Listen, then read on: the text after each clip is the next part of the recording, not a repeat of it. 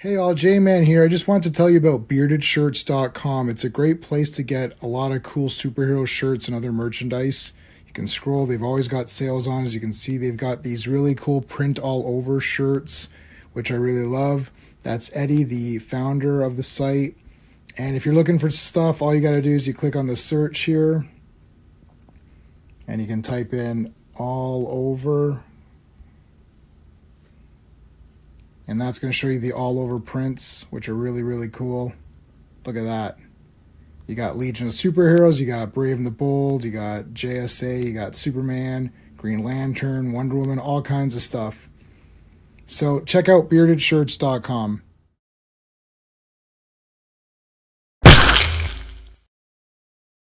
Hello, everybody. Welcome to Star Wars Celebration. This is the real Star Wars Day. May 25th, May the 25th be with you. I don't know. This is the real Star Wars Day, not the 4th, not the 14th, not the 31st. So it's like, Luke Skywalker said something that rhymed with April 14th, and it's the April the 14th Star Wars Day. Like, what are you talking? It's just like so nonsense. Today is the real Star Wars Day, of course, based on the real Star Wars movies, particularly Part 1. All right, before we get going, got a panel here. We'll talk for a bit. Let's talk about what's coming up, though. On Monday, Avengers, Earth's Mightiest Mondays, every Monday. This is episode 14 of Earth's Mightiest Mondays. We've got an X-Men book in there. So Cyclops fighting Quicksilver. I got a Quicksilver tattoo and a Cyclops tattoo. I don't know who I'm going to vote for on that one. But make sure you're here on Monday for Avengers, and then next Friday is Star Wars. We are continuing every Friday with real Star Wars. This is still covering the comic strips, and these strips are absolutely amazing. Princess Leia on her own mission. We've got the droids. We've got Luke and Han. Lots of great, crazy shit going down. That's on Friday, so make sure you're here for that. Other stuff this week, Tuesday, I'm going to be on Wrestling with Horror. We're going to be talking about Lamberto Bava's Demons, the movie produced by Dario Argento. It's an Italian horror flick. It's bloody 10 out of 10. Make sure you're there for Wrestling with Horror. Wednesday, one of the best Steven Seagal movies, if not the best movie, and actually a legit good movie, Out for Justice. We're going to be talking about that on the Action Elite. So make sure you're subscribed to the Action Elite. Wrestling with Horror, the links are in the description. I'll throw links up as we go to remind everybody. I've run out of icons, so I can't even show you the icons, but it's Steven Seagal. It's Out for Justice. You know what that is. And Demons is awesome as well. Okay, let's thank the channel members. These are the super friends, so we thank them at the beginning of every stream. So let's thank Dan, Sean, Stephen, Brennan, Mark D, RR, Philip Story, Digger Jim, Quagnar, Just Joe, and of course, Mike Alonzo Clobberin Times. He definitely 100% would be here tonight to celebrate the real Star Wars. He loves Star Wars. So we miss him. And if you want to, you can put a CT for Clobberin Times in the chat. He definitely would have been here with us tonight for this one. So there you go. Got a lot of people to bring in. So let's start bringing them in. Start, of course, with my co-host. Hey, Adio. hey. A new bearded shirt. I've got the real. This Yeah. This is all fun and games. So I don't care. This is the real Star Wars shirt. Like, oh yeah. Yeah, it's a classic design. Like that's Classic the kind of thing that you would have worn back in the day. And yeah. This is the back in the day where it was like really shitty. Remember, you went to they pressed those shirts, and you thought this was the greatest thing that's ever been invented. And then 3 weeks later, it was just looked like it's shit. all messed up, like a Bugs Bunny shirt like that. It's all like it's not Bugs Bunny. It's like just a shadow now. It's like. And then now you got guys who are literally just making shirts distressed to give the impression of you having that. Like, now it's like a style choice. It's like, that's a style choice. What happened to these shirts? Yeah, they'd press them at the CNE or something like that. Yeah. Whatever carnival you went to. And it's like, it's awesome. And then it like deteriorates in 2 days. Yeah. All right, let's bring in one. Okay, so this is normally when we do Days of High Adventure. So we have our kind of our regular panelists. So let's bring in Charlie.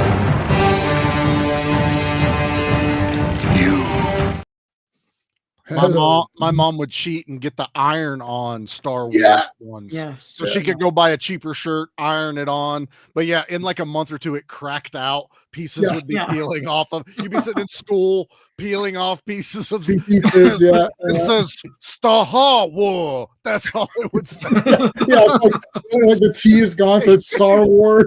Star Wars or something. I'm rocking a bearded shirts tonight. Yes, Lethal Weapon beard. Thank you to Eddie from Beard Shirts for providing that. That's it.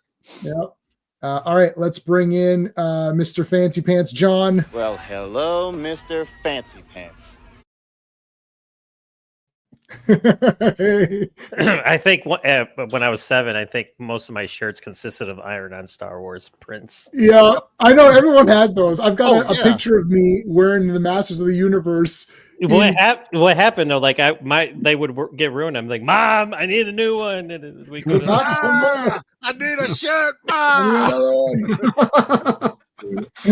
All right. Well, someone who always has, I don't know why this is just so random, but I just saw this, so I have to use this one. This is the man with always the master plan. Well, when you get some kind of master plan, you let me know, huh? Rosk, and you're wearing it. I see your shirt there. You're wearing Star Crash. It's off-brand, so the odds forever be in your favor. So I'll give you a Stella Star for the shirt because I do like Star Crash, but for the off. So because you're off-brand, I have to give you. Where's my where's my new one? I'm sorry, I got to give you the off-brand LC. Oh, you've disappointed Linda Carter, which means you failed in life. When I was a kid, we had like 2 or 3 T-shirt shops. They were that's all the shop was. In the whole country, there was only 2 or 3 T-shirts. No, just within a couple of miles of where I live. One was called the Funky Monkey, and you could get your Mr. Natural T-shirt. Yep, that was the 70s, all right.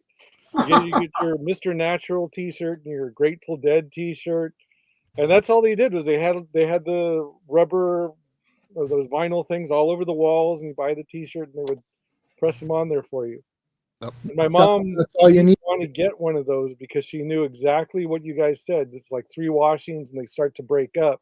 Yeah. She bought a yellow T-shirt and got a Sharpie pen, and the only picture of C-3PO at the time, I don't even that she could actually refer to, was on Cracked magazine. So she drew a picture of C-3PO for me with the Sharpie pen. That's and awesome. I still have it. It's withstood many washings. It's in the back there. And then she got the order of the letters wrong. So it said CP30. Oh, fail again. Mom, you have failed this city. It's even better because the mom got it wrong. All right, let's say hello to people the fine folks in the chat here. Joe Dog is here first. Thank you, my friend. What is going on? Tonight, I got Superman cake batter, cookie dough blizzard, and even the new Superman movie is going. Even though the new Superman movie is going to suck. Well, of course it's going to suck. We already know that. He also got diabetes too from that too. Jesus. Could not be reached for further comment is here, and we're going to show could not be reached. Awesome celebration for May 25th, Star Wars Day. Could not be reached. I'm going to show your. Oh, let me remove your comment so people can see. So Could Not Be Reached did this image. It's absolutely amazing with Luke Skywalker, the real Luke Skywalker, and the 25th will be with you always. Thank you, Could Not Be Reached. And he does amazing art. He did the art for a cover for one of my books, which is going to come out in the next 25 years. That'll eventually come out but he did do a cover for Steven's book. Steven is going to join us later tonight. He did do a cover for Steven's book, and that actually did get published. So that's actually available on Amazon, and Steve will talk about that when he is here. But absolutely amazing art by Could Not Be Reached for further comment. Thank you so much, buddy. I really appreciate it. Sending that to me over today to celebrate. Awesome. Thank you. Skeptic, what's going on, buddy? Yes, you're here. The true Star Wars Day. You are correct. That is a true. F you. Send me a photo. I had a volume of booster punch, and then what? Okay, hold on. I had my volume. Oh, the punch. You know, I put that loud to scare people. It's Skeletor punching He-Man. Yeah. That's not going to be a little tap. That's going to be a monstrous hit. FK is here. Live long and live long and prosper. Yes, Spock is the greatest thing ever. Second to Avon, of course. But Spock is the second best character of all time. But yes, thank you. I appreciate the off-brand. So it is off-brand. So I have to give you a little bit of the Becky Lynch thinking like, you got the wrong brand there. But we appreciate that. Han and Luke versus the Night Beast. Yeah. CT. Oh, yeah. CT. Thank you guys. Thank you. Tim Hayes is here. Thank you so much, Tim. Out for Justice. Yes, the best movie ever. The story of SNL. Listen, this SNL crap. I like Steven Seagal on SNL.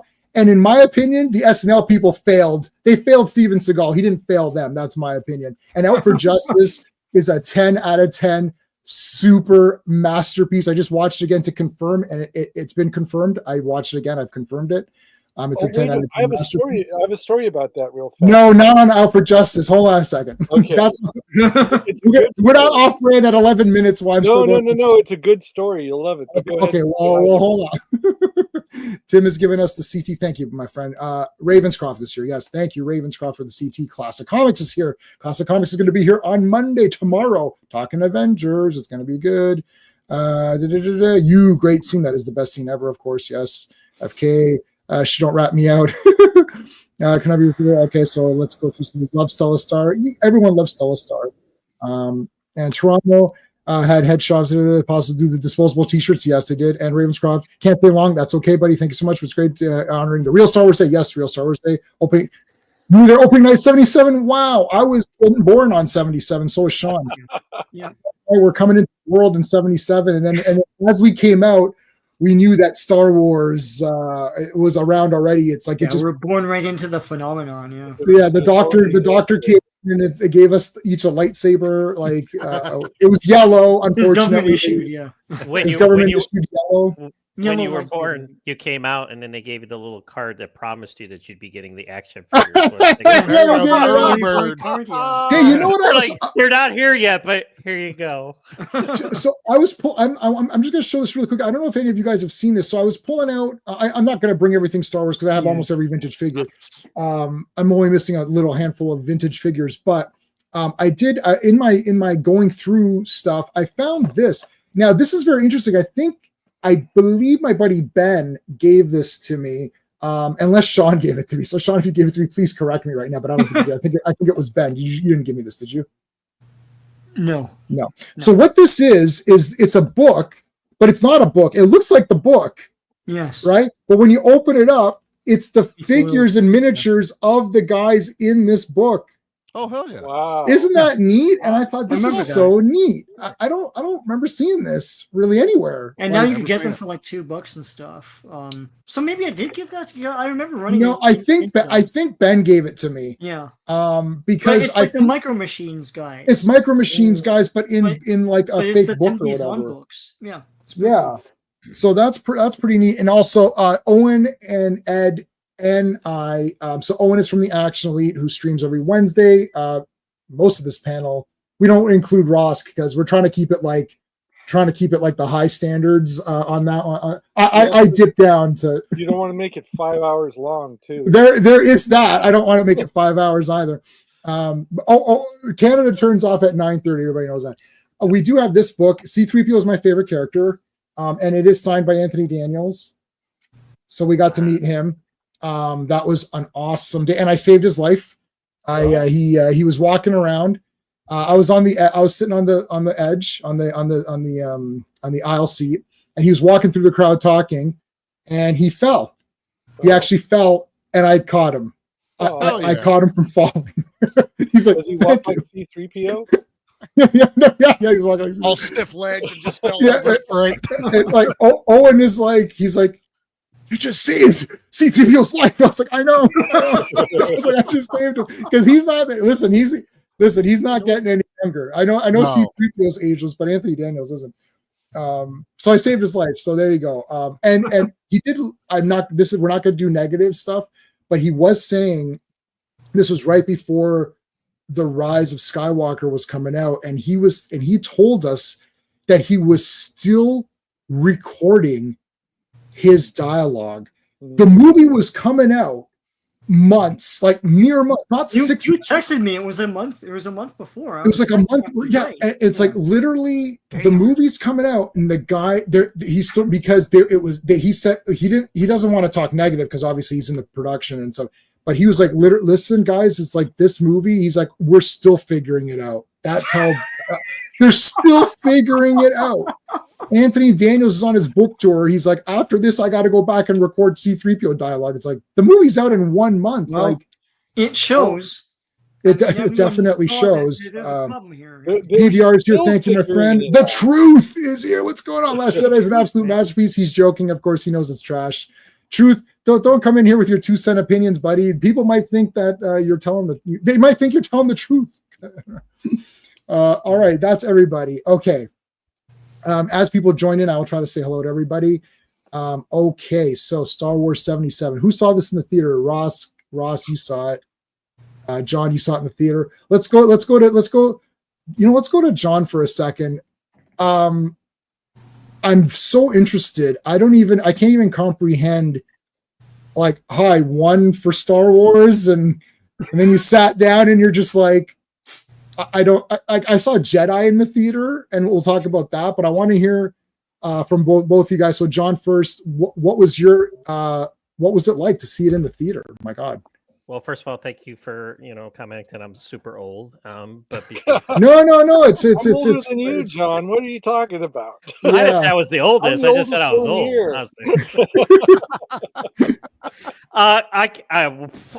You got 3 hours because I mean can do it in 5 minutes. How about? I will do it in 5 minutes. Listen, there's those memories you have as an adult of being a child that you remember vividly and impeccably, and this is one of those memories.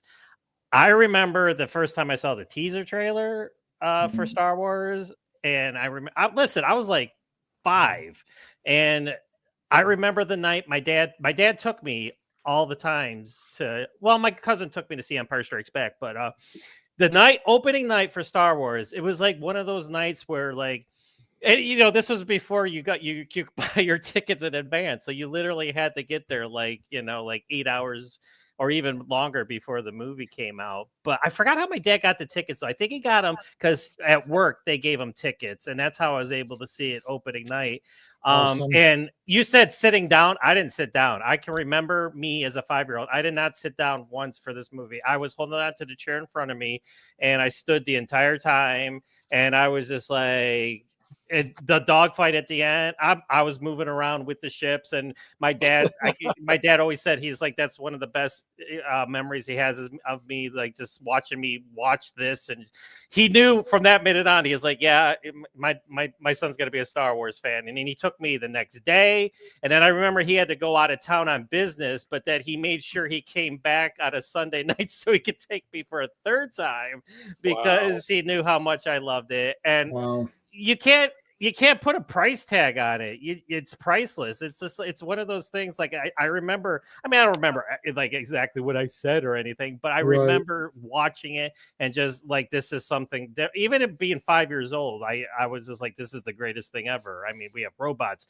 We have this guy in black who's breathing heavy. We have I immediately gravitated towards Han Solo. I don't know why. He was just super cool. And like I love Luke Skywalker. I love Mark Hamill, but just like Harrison Ford as Han Solo, I was just like, then I saw him as Indiana Jones. I'm like, nope, he's Han Solo. I didn't Interesting. He was Indiana Jones at first. I'm like, this is Han Solo. This is not Indiana Jones. But yeah, I mean, what else can I say? And then Empire Strikes Back. I mean, all 3 of the original ones, I was there opening night. And I remember a funny story real quick about Empire Strikes Back. We went to see it on opening night, and it was so crowded that they were forcing us all to like move in so like the seats could all be filled. And I remember I remember my cousin standing up and starting to yell at the guy that announced it, and I forgot what he was yelling about, but I just knew he was super upset about it, and we're all just telling him to sit down and everything. But yeah, it was that bad. It's like now it's like you could buy your tickets 8 months before the movie comes out. So, but what can I like? It was then Superman, and I was the late 70s were just like, it was a masterclass in fantasy cinema. So I mean, you had to see it in the theater every time because there was no VHS tape. Nope. Probably weren't going to show it on TV, and there was no streaming 3 or 4 months later. I got a fun story about that too. I could tell you guys later about what? Well, they weren't officially on video cassette yet, but my dad, and again, he worked at Allen Bradley. They were a computer and machine company, and him and his buddy, he was like Mr. Electronics. That's why we got the first VHS machine when it came out. We got the first everything when it came out. So that's why, again, my dad is probably one of the biggest reasons why I love movies so much. But like, he brought home all the Star Wars, the original trilogy, but they were bootlegs. It's like, cuff me now. But yeah, but like, they were, some guy videotaped it in the theater, and they were actually pretty good. It's not like what you see here. The only thing I remember is like sometimes like the scenes would cut out, and we don't know why. But yeah, he even brought them home even before they officially came out on VHS. And I remember having the chicken pox, and that's all I did was watch the first Star Wars movie over and over again when I had the chicken pox. So yeah, it is very rewatchable. I didn't get a chance to rewatch Return of the Jedi, even though I've seen all these 100 times. I watched the despecialized versions, and I just recently watched New Hope and Empire. And I mean, they're so rewatchable because they're pretty tight on the pacing. There's a couple people that Edward is here. Thanks, buddy, for coming in here. Kingdom of Nerds, thank you. I think you're new here. Thank you so much, my friend. Angry Gamer, thank you. I've seen you before. Thanks. Chris, the comic vet, is here. Make sure that you're friggin' subscribed to Chris. Let's put that link up there. Hold on a second. Oh my God, just subscribe to Chris. By the way, everybody, we are multi-streaming this through Sean's channel and my channel. So please, if you're subscribed to Sean, please subscribe to me. If you're subscribed to me, please subscribe to Sean. We have very similar content, and we always stream together. So what did Chris say? Finishing Andor last weekend, got right into Rogue One. I do like Rogue One a lot. I have not watched Andor yet. I may or may not watch it. I got a little bit bored. I thought it was a bit too slow for my liking. Especially the other problem is I've been rewatching the despecialized Star Wars movies, and when you watch those, you're like, oh, it's like so good. Everything is so awesome. But anyways, okay. So John got to see it in the theater. We'll get to the other two original trilogy movies momentarily, because I'm pretty sure after Jedi we've all seen them all in the theater, so it's not going to really be a big thing after that. Even the poopy ones. So Ross, you saw it in the theater. Now, was there any build up for you, or did you just because how old would you have been at that time? Like 10? Yeah, there was a lot of build up. It was I was 10 or 11 years old, and I live near the Chinese theater. So my dad packed me and my brother up in the pickup truck with an unair conditioned camper shell, which was hotter than hell and stuffy. And we went into Hollywood and saw it at the Chinese theater, and Darth Vader and C-3PO and R2-D2 had just put their prints in the concrete outside of the theater. So it was like awesome. It was like real, And I think Toys R Us had a thing where like the characters were there too, but the costumes really weren't that good. This was before cosplay was on point. No 501st Legion or whatever, where no, it's like exactly it's like, look, it's Darth Vader. No, it's the real Darth Vader. Like these guys are better. Like their Darth Vader is better than the Rogue One Darth Vader. It was a Don Post mask and a box. We got to do those. Yeah. It wasn't that bad, but it wasn't that good. Right. Either. So there were kids promotions around that time, but prior to seeing it, I think I read like the first couple of issues of the Marvel comic were out, and I read those, and the novelization was out, and I think I was trying to get through that. Which, like in the opening chapter, like the prologue to the novelization, they talk about Palpatine and the Emperor and how he came to be. All these clues were dropped in there. So I kind of had a clue of what everything was, but like there was still a lot of things like I didn't know the names of some of the stuff, and the names of the characters didn't roll off your tongue the way they do now. Right. So anyway, we went in all the way into Hollywood, saw it in the Chinese theater, at the Chinese theater, which was one of the nicest theaters you could see it at the time. And that thing unspooled, and it was like, holy hell, because there was really no sci-fi. There was like Star Trek reruns, like the world before. I mean, think of what the world before Star Wars was like. It was like Star Trek reruns, Silent Running, Yeah. 2001: A Space Odyssey. Yep. I love everything you're naming. I love. I own all of that. Everything you're naming, I own. But I mean, though, we're talking like about 10 years apart for a lot of that stuff. Right. And then everything, then all the old timey sci-fi movies, like This Island Earth and whatnot, before that they'd show on TV. But there was really nothing in the theater, and nothing made like that kids would enjoy. I saw 2001: A Space Odyssey in the theater as a revival, and I enjoyed it as a film student. But but it was mind blowing. And then my brother and I were like back in the truck on the way home, and we were like looking out the windows of the camper shell, pretending we were shooting at TIE fighters, the cars going by. So yeah, we lived through the whole. You get a gift certificate instead of the toys thing, which is how I got into Micronauts, because the freaking toys weren't ready yet. Right. Yeah, Micronauts were kind of, yeah. So okay, you're sitting there in the theater, and you're like, now, had you watched any of the serials, Flash Gordon or Buck Rogers or any of those old? No, they were hard to get. They were hard to see. After Star Wars came out. Well, I did read like a lot of interviews with George Lucas. Like the only thing that had Star Wars in it was like the comic, the novelization, that black and white Famous Monsters magazine. Yes, I like that. I still have that, and it's just like the cover's ready to fall off because I read it so many times when I was a kid. And and like the Cracked magazine that my mom used as reference, and there wasn't much else. So anytime George Lucas gave an interview, I would like read it to see what inspired him or right, whatever. So when he started talking about, it's Flash Gordon, it's whatever, then I was kind of like interested, like, oh, I want to see what this Flash Gordon thing is. I want to see what Buck Rogers is. Because the comic strips were hard to find. I saw one of the Flash Gordon serials because like it was at the local library, they would have like kids movies for 75 cents. So they were showing like the movie edit version of one of the third Flash Gordon serial. So that's how I got to see Flash Gordon, the original Flash Gordon, for the first time. Conquers the Universe, right? Yeah, and you couldn't see. There's this part 2. Yeah, well, Conquers the Universe has the Purple Death, which I may have or may have not borrowed for my character of Morn. Emphasis on may have borrowed, but in any case, was that in one of your novels? What are they going to do? No one's alive from that. Was that in one of your novels, The Purple Death? Yeah, the Purple Death is what causes my main character to have purple. Well, in my version, it's you just get purple skin and your limbs fall off and stuff. So I took it like you just become purple. Oh, but to mention, we're going to ask Skeptic this. I just wanted to mention this. I'll mention this at the beginning. Yeah, Peter David.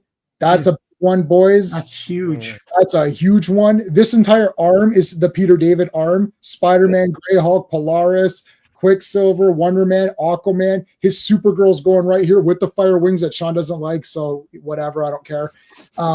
It's like I thank God I got Peter David's autograph on Supergirl #1. My first where I started with Supergirl. My first ever Supergirl comic actually. Was Peter David's Supergirl #1 post-crisis. So yeah, Peter David, big one. I didn't get to see him at a con, but that's a big one. Big time writer, Star Trek books. Did he write any Star Wars books? I'm not sure if he did. We can check that. But he wrote tons of great stuff. So yeah, that's a big one that we lost. Skeptic had a question, and I'm going to assume it's for the bottom 2 people. Would any of you guys have gotten that early bird package where it was just the paper, like the cardboard thing? Did you get that, John, or no? I got that got that for either my birthday is December 10th, so it was either my birthday or early Christmas present. But yes, I did get the yeah. Awesome. And I remember I was like, what is it? What am I supposed to do with this? They're like, they're like, it's coming. I'm like, I don't care, it's not here now. You're gonna get this guy soon. Yeah, I've right? got everybody from that early bird package. I'm not gonna pull them all out. I have. Every time a C-3PO figure comes out, I buy it, and the vintage ones I have like so many. So like these, I just have one at my desk just to remind me how awesome C-3PO is. Yep. But I did. Yeah. Did you get it, Ross? Did you get the early bird package? No, by that point I was like so into the Micronauts that I had to pick like one that I was going to collect. I see. So I was totally happy with. I could get Battlestar Galactica stuff like right then and there. So right. I didn't have to wait. So I mean, I did get some Star Wars figures afterwards, but that Micronauts articulation was just put Star Wars figures to shame. Yeah. Oh yeah, I mean, but like the thing is especially I know I could replicate that at my job. But okay, so obviously the top row didn't see Star Wars in the theater. I'm pretty sure. Now Steve's coming on later. He's saying he saw Empire in the theater. Yeah, me too, though. So you're saying that too. The receipts have not been produced yet to back this. And it never will be. But like I remember seeing it. Wait a minute. Seeing it, so yeah, I don't know. Wait a minute. This sounds fishy. No. I don't know. How do you like that? Steve saw For Your Eyes Only. When did that come out? Like that was his first movie, no? In the theater. I don't understand why he's going to see For Your Eyes Only in the theater as like a little kid. Because his parents are movie buffs. That's well, no, because that turns 40 this year. We're going to be covering that, I believe, on the Action Elite at some point. Okay. View to Kill. No. For Your Eyes. I'm sorry. No. View to Kill is 85. Yeah, he saw For Your Eyes Only. What a stinking lie! I want to see the movie tickets on that when he comes on. For Your Eyes Only is a masterpiece, by the way. Wait, when did it come out, man? Well, I mean, there's at least 2 or 3 after that for View to a Kill. View to a Kill is 40, so he would have been 7 on that. There's no way he saw it. There's no way. He didn't see For Your Eyes Only in the 81. Theater. Okay. Yeah, he's 4. What? So you know what? His parents. If I was there, I'd be yelling at the parents, like, "Why are you bringing this kid here?" I know, but Steve is probably mega behaved. Like I was just gonna say, watched movies when I was 3 and 4. That's crazy. Yeah, but you didn't see For Your Eyes Only when you were 3 and 4. No, I know I saw Fantasia or some bullshit. The thing about movies like that back then is that they would run them for years. So yeah, it's possible I probably saw it in 80, 81 or something like that. Like I was 4. Which movie, Sean? Sorry, Empire. Oh, Empire. I know I saw Superman 2 as well. So I did not see Superman 2 100%. I saw 3. This is why I love 3 so much. I saw 3. I had the big life-size poster of Christopher Reeve running through the fire. Yeah, from the Shoppers Drug Mart one. Shoppers Drug Mart poster. Mine's moldy as shit. Yeah. No, mine was destroyed. I had to it's thrown out. I had that. Yeah. So Superman 3 was the one that like I'm like yes. Okay, so Sean. Yeah. Oh, continue. So you saw Empire in the theater. Well, what do you think? When's the first time you saw Star Wars on TV? I don't know. I feel like that's weird because the network premiere is 84 of Star Wars, but I feel like I saw Star Wars many times before that.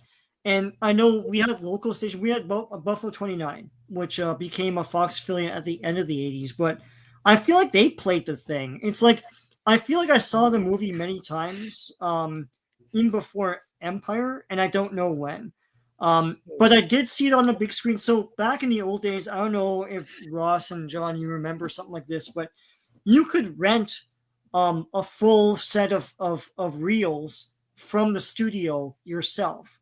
I don't know. You can't do that now because everything is electronically transmitted. But back then, schools were able to do this and do fundraisers. It's like a buck each. Everyone comes in and they pay for the reels and also for the school and stuff, right? Mm-hmm. And my school at the time, I remember when I was in kindergarten, I was 5, and they were playing Star Wars. They're going to play Star Wars that morning, as a treat, right? And it's funny because I don't think we did anything after that. But I saw Star Wars in the theater then. So that was the year before Return of the Jedi. Empire, I'm pretty sure I saw Empire because I remember I had to sit in my mom's lap because there's no stadium seating back then. So some tall ass guy was in front of me, and I had to, Oh, I had don't to get me started on that. switch Oh, seats and sit in my mom's lap to watch a thing. I remember that. Um, yeah, the thing is, I was born into the whole phenomenon, so it's all a hazy mess. But I always knew Star Wars was always there. My parents bought me a ton of the toys. That was my main toy. So a ton of the figures, because the figures were cheap. I mean, when the other figures like superpowers and stuff were coming out, they were more expensive because they all had like battle action and stuff. Yeah. And Kenner got a lot of mileage out of the fact that it's like 5 POA. It's very simple, and they could just sell a bunch of them. And I think my first figures were Hammerhead and R5D4, and they might be peg warmers, but like I love them. I loved anything Star Wars. All the aliens were awesome. Return of the Jedi. I saw that in North Bay, so I remember that more. We're visiting relatives there, and my one cousin who's like 10 years older than me, she was like super into Star Wars. I'll get into that in a sec, but like um back then there's no like big megaplex or anything. It's like it's a movie house and you're lining up literally around the block. And so we're lining up for this thing, and then my cousin left, and then she came back. She goes, "Oh, I went to the front box office, and they said that they're sold out, and they have to turn people back." And she's looking at me when she says it. She's trying to like piss me off, right?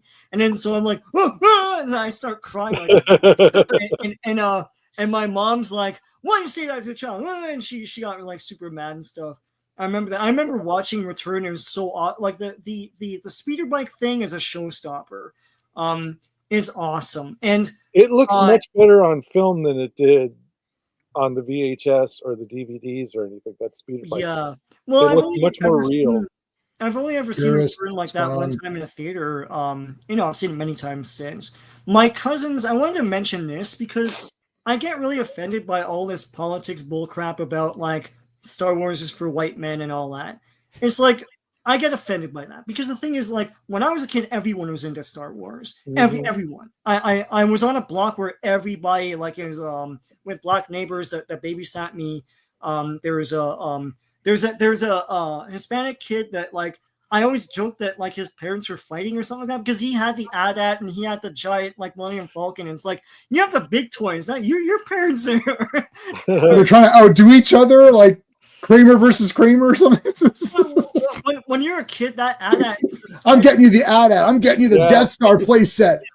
No, but like, why does he have the big stuff? That's craziness.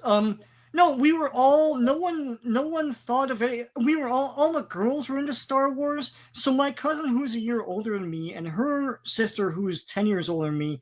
My cousin, who's a year older than me, we played Star Wars all the time. I had all the figures, so I bring them over, and we play all the time. We play Star Wars. My cousin, who was 10 years older than me, she was more into like the books and the comics. She loved Star Wars. She was all into the lore and stuff like that. And I've always thought it was weird that we're separating up Star Wars. Like, I know this panel's all men, but we're separating up Star Wars as like, well, it's a boys' toy thing and all. So I feel like everyone was into it. Everyone loved it. I mean, my cousin's parents didn't buy my one cousin who was about my age Star Wars stuff because of the gendered ideology of the time, perhaps. But I mean, she had a ton of She-Ra shit.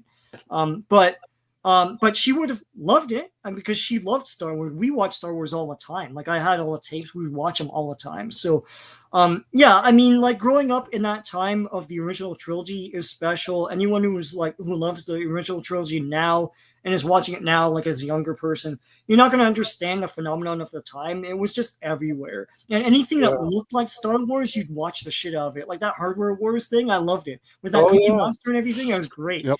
You'll laugh, you'll cry, you'll kiss $3 goodbye. and the fact that it was everywhere was ubiquitous. You couldn't escape it. So I remember we had a Pro Hardware store about 2 blocks from where we were. So my dad, one time he was repairing something and he needed some screws or something like that. So he's like, Sean, come walk with me and we'll go to the hardware store. So we walked over there, and it was a small little thing with like one island of like shelves, and it's like 2 aisles, right? And And at the end of the aisle, like facing the entrance, was an end cap of Star Wars figures. And so my dad asked the guy, like, what's this all about? And he's like, it's a big thing now. I saw an advert from our supplier of like a crate of these, and I was like, listen, let me put it up, and they're selling like hotcakes, right? I'm not turning into a toy store. It's just I'm making extra bucks on this, right? So I think I got Dengar out of that. I got Robin superpowers from my buddy. Got it from the gas station. Yeah. I got Robin from the gas station. I still have it. It's up from the Yeah. the gas station Robin. I read the comics on and off, and the toy and the cartoon when it came out. We were hungry for more Star Wars, so I watched the shit out of that cartoon. I know people make fun of it, but I thought it was pretty cool. I like the droids one better because it just felt more like Star Wars. There's ships and robots. It's not like force and bullshit with the Ewoks. And the Ewoks movies. I'll just say this and I'll end it. There's so much you could say about Star Wars, but the Ewoks movies. Yeah, we're just doing part one, but that's okay. Do the whole thing, and then I'll skip you for the others. I'll skip you for the others. There's Sunday movies, and the thing is, it's one of those things. Is like I haven't done my homework the whole weekend. It's like let me watch this and then I'll do my homework, and then I did. I did it, right? So first thing, nobody does their homework. I never did it my entire life. I stopped carrying books home because I was like, why am I even pretending? Yeah. I'll stop. I could go on, man. Okay. We're gonna circle back. It's all we're all and the beauty part is that it is all Star Wars, so we don't have to check ourselves like, oh, we mentioned Star Wars. Right. It's all Star Wars. 158, 158 Star Wars. All right, Charlie. So Star Wars 1. Do you remember seeing the first movie, or like, was it all just like a blur? So this is going to be it, because I was born in 80. So I was born just before Empire came out. So I was even still too young to go see Return, but I can't remember whether we saw it on like Saturday Night Movie, like, ABC or something, NBC, whoever had it, put it out. But Sean brought up something that I was actually going to say. I was introduced to Star Wars the largest way by my aunt. She loved Star Wars. She fell in love with with everything about it. The movies, she would get the books.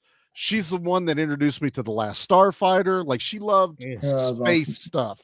So I had a handful of the toys growing up. I think every kid, even if you never saw the movie, you had Star Wars toys. Some family member bought them. And I just remember sitting in my grandmother's basement watching all three movies on tape, reenacting the movie with my action figures. That is the clearest memory I have. And other than that, my entire life has just been Star Wars. Like, it's just always been around. We make a joke over on the other show of certain things you just know, regardless of when you were born. Like, if you're born in 1989, you already know who the Predator is. As soon as you're born, you know what the Predator is. You know. And, hello, Joe. Thanks for joining us.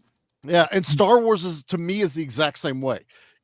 Your grandmother could look at it and go, that's that Darth Vader looking guy right there. Yeah. They're going to mix up the names, but they know the names.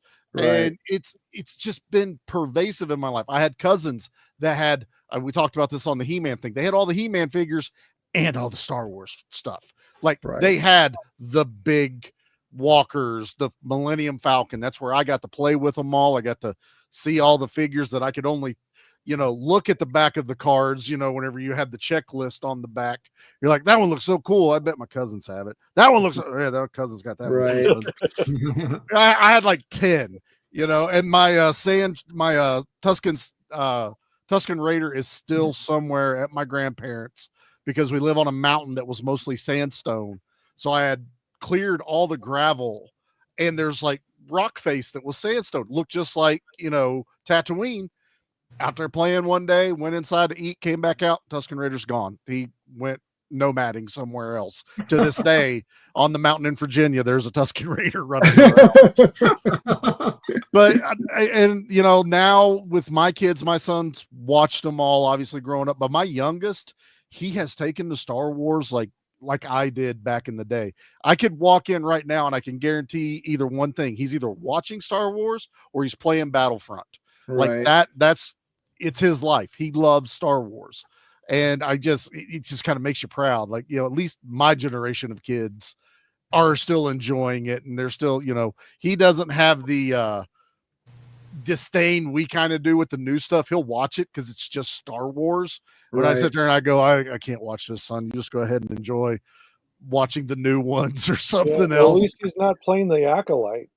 Yeah, he's not done any of that. He doesn't really get into those TV shows as much, but anything with like he'll watch all 9 movies or 10 with Rogue One, and he'll just And start. so what about Solo? Do you count Solo? So that's he kind of.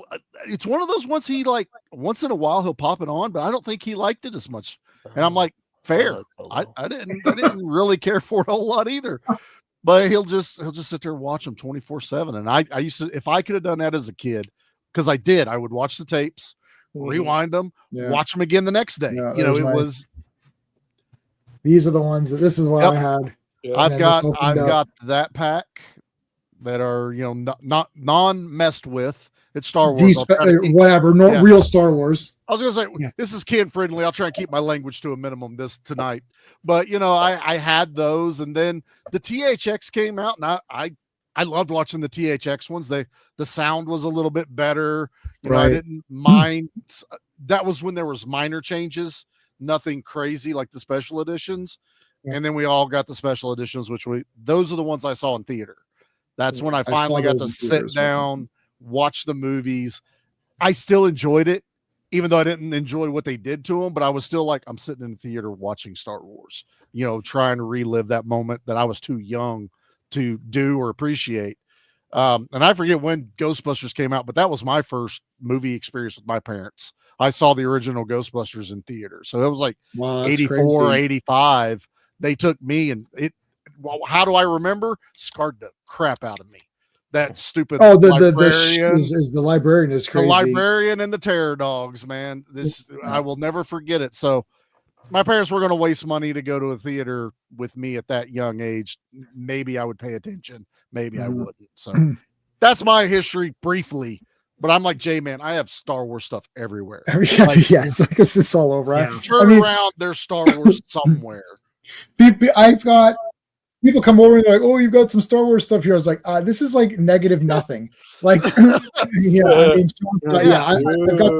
the cloud car. I'm not gonna go get everything. I have almost every vintage figure. I have everyone from Star Wars except for Blue Snaggle, and I don't have Leia from original Leia. Okay. Empire Strikes Back, I have every figure complete. Some of them have the card back, some of them don't. Empire, I've got everybody. Jedi, I have almost everybody. I'm missing a few. And then I don't have the Power of the Force. I'm missing a few of those guys. A bunch of those. I probably the final, what is the last 17 or what is, or I don't know, whatever it is. That last afterwards, Power of the Force or whatever it's called. I don't have those. I'm missing quite a few of those. But everything else I have, like the normal ones. Empire was the first one. I was like, I need to get everything from Empire, and I got all of that. Right. I saw Jedi in the theater. My mom didn't take me. My neighbors took me. But for Star Wars one, I don't really know when I saw these. Maybe on TV, maybe not. I knew about Star Wars enough to know that I wanted to see Jedi. So that came out, and then my mom, like my family, thinks all this stuff is rubbish and crap, including my cousin. She doesn't like any of these things. No Lord of the Rings, nothing. I'm alone. I'm 100%. I have no influences and no one to help me out. I'm completely by myself for most of my life until I meet up a couple of other guys who are nerdy. And even those guys were more like horror and some of that other stuff. But I was alone. I would just go rent whatever and just watch anything. So that's why I have such a weird, like we're watching black and white movies today. I watched the Up series with 7 Up, 7 plus 7, 421 Up. I'm watching those. Those are documentaries about British kids growing up. So it's like I like those movies. Where I watch black and white movies, silent films, whatever. So I like everything. But it's just because I watched everything that was on. So Star Wars, I knew about it. And I didn't have any of the toys, though, because I remember going to see Jedi. So my grandfather didn't take me. He would take me to movies. My mom never took me, though my mom did take me to Gremlins. For whatever reason, I don't know. We went to go see Gremlins with her. I was okay. So after school, I think it was after school. I didn't get taken out of school for it. After school, I went to go see Return of the Jedi, and I was like, this is the greatest thing ever. And then I came out, and then my grandfather took me to the Sears warehouse, the Sears, the outlet Sears, like the cheapy And I got Bib Fortuna, still have them. I got who else did I get? Oh, the guy with the 3 eyes or whatever. Can't remember their names. Oh, Reyes. Yeah, I still got him. Okay, still got him. Speeder bike guy, don't have him anymore. The speeder bikes were like literally like the greatest thing ever made in the hit, right? And best creature, Jabba the Hutt. I watched the Jabba the Hutt part. Yeah, that's it. I watched the Jabba the Hutt scene. To me, it's a mini movie. Charlie and I talked about this on the previous stream. That whatever minutes it is like just like awesome. But for Star Wars 1, once I got Jedi, I went back and I was able to see them. I had the VHS tapes, watched the crap out of all of them. I liked them all equally. I didn't think one was better than the other. I didn't walk out of Jedi talking like, I'll just say my Jedi thing, and then John and Ross can give their opinions because they haven't talked about the other ones. I didn't walk out of Jedi, with my big space movie rating system and rate this thing. Oh, you reuse the Death Star and they got to blow it up again. The Ewoks or whatever. It's like, I don't care. It's like, I'm an Ewok apologist. If that's a thing now, it's like, well, the Ewoks are stupid, except for the fact that they're awesome. And their base is awesome. And like everything they do is awesome. They're little warriors, man. They kick the shit out of people. They're on home turf. It's like Home Alone. It's like the Empire. Firstly, the stormtroopers suck anyways. We already know this. Everyone's like talking like, how did they defeat the stormtroopers? Luke Skywalker's walking around with stormtroopers missing him. They're not that hard to defeat. The other thing is, it's like they could easily they set traps. They're working with the rebels. Anyways, I love the Ewoks. That'll be a separate. We could do a separate. The Ewoks eat all the dead stormtroopers that they do eat them all, and they bang and they save their things for that. They're on. I said that during the last one. They're going to eat the good guys. Cannibals. They're going to eat the good guys. Yeah, well, they're not. They don't eat each other, so they're not cannibals. Okay, you don't know. There might have been another Ewok tribe that they had issues. That's true. With. Yeah. It's like a weird Ewok or something.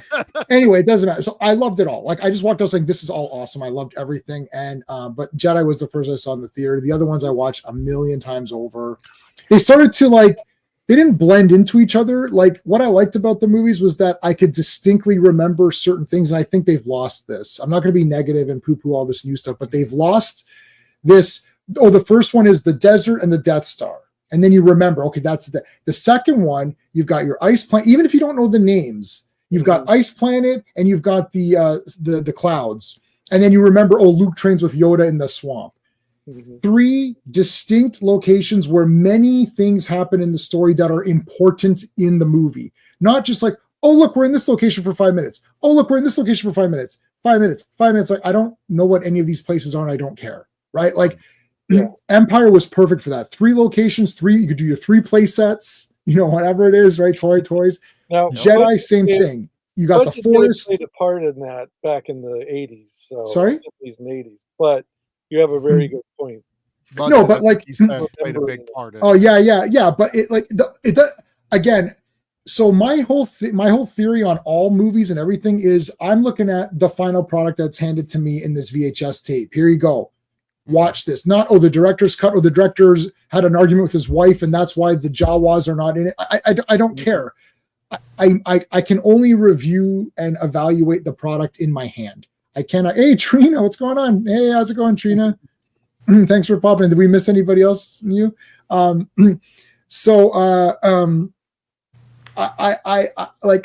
just evaluate the product in the end. I don't care about how they got to it. I understand. Yeah, the Wookiees. I didn't know that the Wookiees were supposed to be the thing. They're supposed to be on Kashyyyk, and it was supposed to be this big battle, and the Wookiees were gonna fight. I didn't know that was supposed to happen. Would that have been better or worse? I don't know. Lucas's explanation is that the Wookiees were too advanced. He wanted it to be that a very, very primitive race can working together on the side of good can overcome the Empire or whatever. It's like the light, So I understand. And once he said that, I'm like, oh yeah, bing, yeah, that all makes sense to me. So and if you don't like the Ewoks, okay, you don't like them. I'm just saying that when we were watching Star Wars, we didn't sit around saying, I did do a poll, what's your favorite?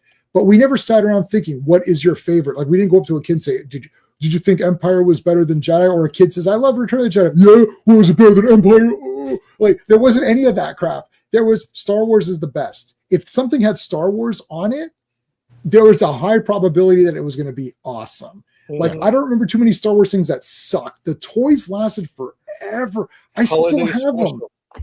Holiday special. I never saw the holiday special. We could talk about it because I never saw it. ever saw the holiday special. No, I've seen it now, but not when it was on. Yeah, me neither. I didn't even know either. it was a thing. I didn't know that was a One, thing until and it aired once. We Yeah. were one. No one talked about it after that. Nope. And- I talked about it all the time. After. And when you start John, collecting, John. you see on the card backs they mention it, and it's like, what's this thing? I bought it at a Star Trek convention because the guy had it playing on a TV, and I was like, what's this? So I bought this like crappy tape of it with all the commercials, the news breaks, and all that. Yeah. Yeah, it's baffling, but I mean, I've grown to love it because you just watch it like dozens of times. You like the thing. Sean's a closet B. Arthur fan. Yeah. It's something Have you that's seen of the the time. documentary Though. about it with where they put it in context of like the kind of variety shows that were on in the Right. 70s, and then Gilbert Gottfried tries to explain like what the sketches were. Have you seen that one yet? I haven't seen that documentary. It's great. It's kid friendly. He's like, so you Not always got Ryan, Arthur I'm trying bad about to cussing. sing this song about closing time. I don't know. I love the Ewoks. I desperately wanted the Ewok village. Oh God, yeah. Let It's me like ask John this. So you saw the holiday special when it aired, right? My ass was in the chair when it came on. That's right. What did you guys think of that? There's a lot of build up. You... Let me tell you, there's a lot of build up to that holiday special. When it aired, it was like silence. Every kid in my school watched that thing when it aired. But the thing we all talked about the next day. Well, we did talk about it the next day, but like I'm not like John and I were separated by time and space and everything else, so we didn't talk. We have not talked about this ahead of time. Aside from the Boba Fett cartoon, or aside from the cartoon that introduced Boba Fett, which we all thought was weird but kind of cool too, what was the most traumatizing thing about it? And I don't mean just Princess Leia singing at the end. I mean like specifically like holy crap moment. For me, yeah. Well, when I saw it, I was young, so I didn't have a sense of what was good or bad. I guess because I don't mean like traumatizing like cinematically, or I mean like what happens in it. You go holy crap. It was probably Princess Leia singing. I was probably I'd have to go. Well, that and like it was musical numbers mixed with because there was a Star Wars movie in there, so you would have like this Star Wars movie where they have to go rescue Chewie's family, and like at the end it was kind of cool. I remember, I had seen it in a long time, but Han Solo busted in and like shooting and everything, so it was pretty damn cool. But then it's like then you had like just the weirdness about it, and just like they were trying to like make all different types of people happy with it, and it just they screwed the pooch out of it because it's like why are you trying to make my grandma happy? It's like everybody sat around the TV together and watched TV at the like family sat around the TV. Yeah, but I remember kids weren't sitting in their own bedrooms watching TV or watching on a device. So the thing is, okay, maybe you'll agree with me then. The thing we all talked about was number one, we wanted that Bantha plush toy. And number two, when that stormtrooper ripped its head off, we were like, oh my God. Oh, he was public enemy number one. Yeah.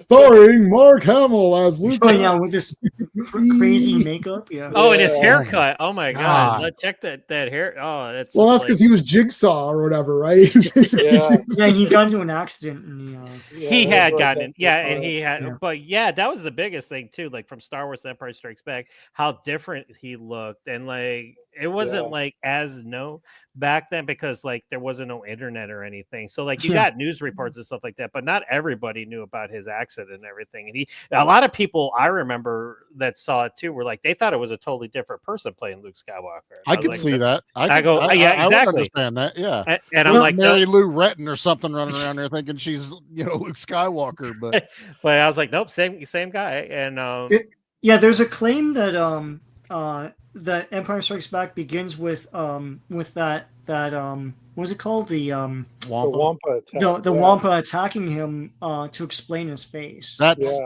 Those scars on his face when he's healed are his actual scars after the car accident. That's they added that whole thing with the back to tank and all that stuff.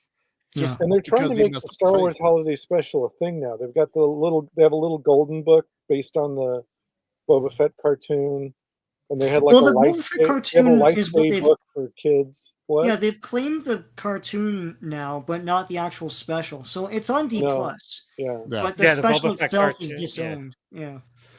yeah. Well, So, that's how and the other George, thing too George is like Lucas that, knew he another made. thing from back in the day is like, again, if you didn't have a VHS tape or it wasn't going to be on TV, that soundtrack was like the Star Wars soundtrack was like the first classical music album to hit the top 10 like Right. in forever. I could And see then there that. was like Yeah. the disco version by Miko that was like a I number Yeah. one hit. That, All that hit, yeah. One AM second, radio guys. stations across the country played the disco Star Wars hit. So One second. Let me bring Steven in. Steve's here. Hey, Steve. Steve. hey, Chris. Yeah, I'm here. All right. We're just since you're just popping in. Oh, and Charlie, let me know when you got to go. You got what, about 20 minutes, 25 I got minutes? about 20, 30 minutes. I'm okay. I was just gonna say, especially me coming in a lot later to this, the holiday special disappeared. Mhm. Like you only Right. heard about it in rumors and maybe some pictures, like if a magazine was talking about it, and you couldn't find it. It was Yeah. not on, you couldn't go rent this. It wasn't next to the Ewok movies. You know, those were easy to get. But Yeah. the holiday special, I don't think I watched till I was in my mid-20s. Yeah, Charlie, I'm with you, buddy. Yeah. Yeah.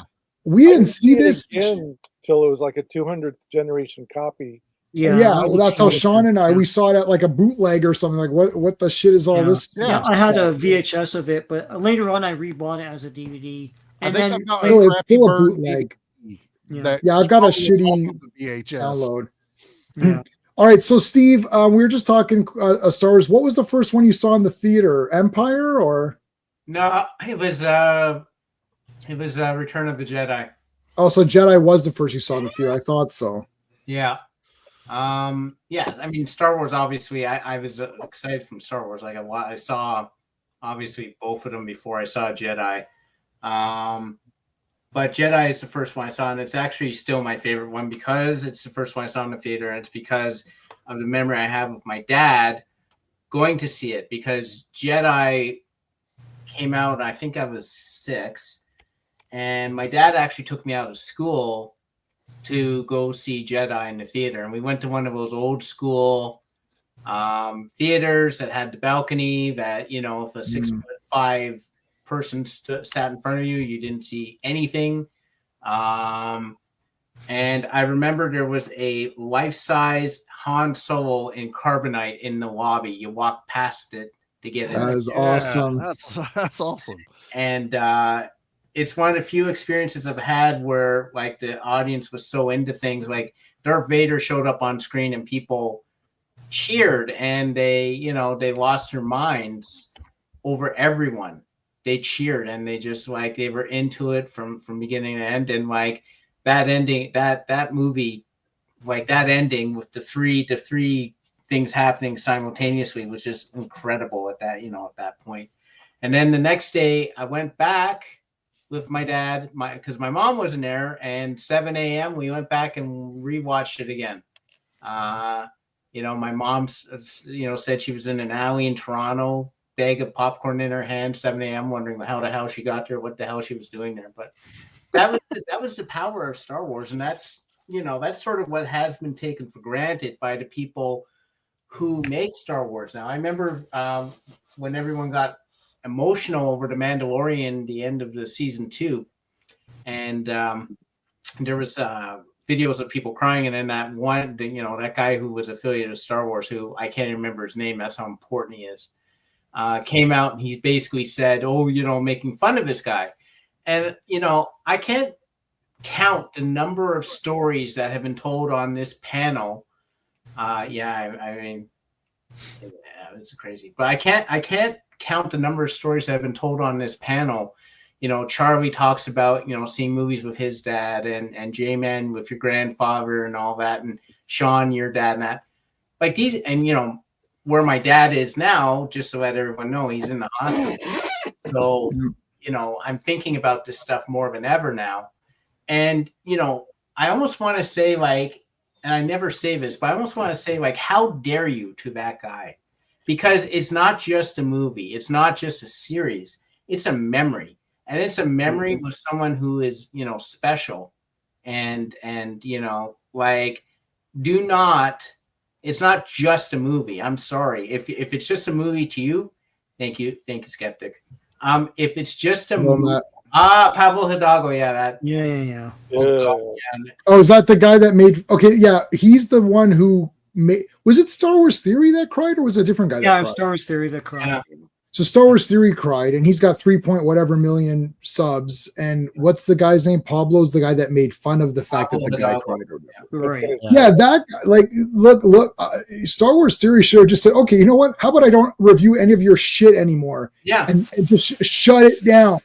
I would have shut that down and be like, you know what? I'm doing OG original series only Star Wars. I'm not doing any of your Disney. Well, it's all crap anyways.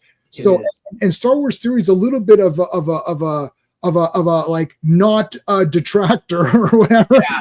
He's like some of it's okay, right? Like our buddy Purist here doesn't like any of that stuff, and Purist has actually had it out with Theory on his channel, asking the hard questions, saying why are you supporting this. And Theory is still trying to be somewhat positive, and then this guy comes out and says, "Oh, you look at this idiot crying." It's like, really?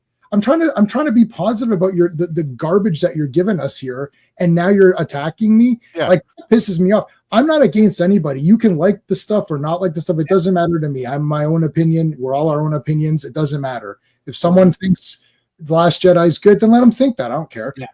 Right. It's fake Star Wars, but I don't care if you think it's good. It's like, okay, but I'm certainly not going to do a whole entire video.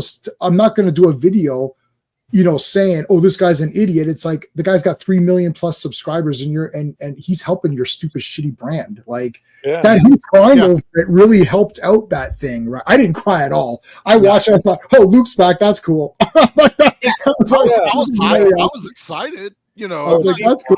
Luke is back. That's cool. Yeah, and then it went back to sucking after he destroyed all those guys. Yeah. Right, anyway, so continue, Steve. Yeah. So it's just, my point is that if you have that attitude and you're actually making the content, that's pretty piss poor, because to so many of us, Star Wars is more than just a movie or just a series. It's a childhood. It's a nostalgia. It's a lot of thoughts, a lot of good time spent with loved ones that we look fondly back on. So if someone shows emotion to your stuff, that's good. That means they'll have memories about that. They'll think fondly on it, and you're immortalized because of that. And just, to have that attitude is disgraceful to me. I don't know how someone can have that attitude and be making the movies. If you're in movies and it's just a job to you and it's not a passion play, and get the hell out. Just go work on documentaries. Go work on some other BS that no one. Go work on reality television. Yeah, if you don't want to do this stuff. But this Charlie. This is a part of my childhood. This is Star Wars is a part of my family. It's that important to me. And look, there's moments in the new ones that I can get hyped about. Mm-hmm. I mean, I took my oldest to see the Force Awakens when the X-Wings come screaming across that lake. And I'm getting excited because I'm like, we're about to see some shit go down. I cussed, okay. But I'm about to see some stuff go down, and I was excited. The rest of the movie wasn't good that get me that excited like the old ones. But it's a franchise of moments. Yes. And you can't make fun of people for that, man. This is Well, I was showing you my kids this is me with my Yoda puppet. And Sean, oh my God. Is this you, Jay? Yeah, this is me. Sean, oh my God. I have a Bugs Bunny. What a liar. I remember I was saying I didn't care about Bugs Bunny. And I was like, shit, he's right there. You got a lot of there. What the hell? I got physical evidence of and is this Snoopy? It's Snoopy with like a Snoopy, yeah. And then I've got Spider-Man. That's and I got 2 Spider-Mans. I got Duke's, but that's Bo. That's Bo. Is that the Spider-Man that came with the parachute? Yes, I love the parachute. Oh my God, look, there's Superman parachute, and there's Chips. I had Oh, chip toys. God. Ooh, yeah. Look at the Dukes of Hazzard matchboxes you got down in the bottom. Yeah. Okay, I've got. Yeah, look, Right in front of the I've got. Yeah. Okay, so check this out. I've got a bunch. Oh, I've that's got. awesome. So these actually went on the track. Well, that's cool. It's the had that. cop car I had and that. the General Lee. Oh, that's Yeah, I've got There's I had two cop cars. cars, and you can Yeah. choose the general. Oh, that's Look cool. at there's the big Dukes of Hazzard toy right there. Yep. Superman and Spider-Man. I gotta get is with this? my mom and find some of our old ones of this. I've got other. I'm trying to find some other. I have a picture of every toy ever. My mom would take pictures of everything, so she didn't send it all to me. But what was the one we asked for? I asked for one, Sean, and I got it in 5 seconds. I forgot what it was. It was like the weirdest. It's a thing. He-Man T-shirt. Oh, it was the He-Man T-shirt. Yeah, you guys saw that, right? Oh my god, Yeah. I was such a loser, fat kid. This is terrible. This is absolutely terrible. Look how terrible this is. I'm actually giving you guys blackmail material. Like everybody's Now look, Masters of the Universe, baby, and my mom, Oh. 1986, April 1st, Hall of Fame. I could never blackmail you with that. That's fantastic. That is awesome. That is just too typical of every kid who likes He-Man. So that one guy, I think Joe Buddy threw out about the Kmart thing. We had a Hills, and I always remember the end caps when the new Star Wars toys were coming out, and they would build battle scenes out of all of the toys, and it would be in this glass case on an end cap. And I have for years, and I'm not the only one, people have been looking for anyone that would have taken a picture. For some reason, no one ever did. But those are like they would do it for G.I. Joe and Transformer too. But Castle Grayskull, Panther, Stridor. Yeah, what's with the Corvette General Lee? That's weird. It's like No. Okay, see this? Yeah. It's the fake General Lee. My grandfather turned it into the General. So I didn't have the Ferrari General Lee. Yeah, so I didn't have the real General Lee. So I said I really need the General Lee. So before we got the real one, we just bought anything that looked the color, and he drew it on. It might be a Lamborghini. That's the best. Giant Trans Am back there, though. That thing's huge. Oh, here we go. There's the Superman cake, baby. Yeah. Let's talk about the TV. Oh my god. Oh, hold on. I don't show you the TV. Hold on. You haven't seen. Shoot, hold on. You haven't seen the Superman cake. Hold on. Is that thing built into the wall? Yeah, I was gonna say that thing's that thing is built in the wall. It is the wall. It is the wall. Furniture. Hold on. Let me get to. Where's my? How do you even Steven, fix you're that? absolutely right. You know, the thing is, like, all of this, especially the original trilogy stuff, and even the prequels, really, it's like however good the movie is, plus your memories equals, you know, that makes it even greater than the sum of those parts. And a lot of that memory stuff is going to be your family, your friends.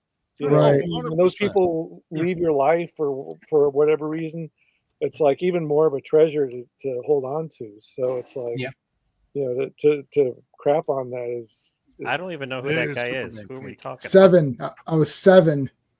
Superman cake. Awesome. My mom Day made me a Darth 1. Vader cake. I don't know if I still have a picture of it. I gotta see if I can find one. I think I lost a lot of stuff in a fire, so that's the sucky part. Oh no. Yeah. Oh My yeah. co-host Oh, I got could tell you me- horror stories. Oh, that'll make you cry. Oh yeah.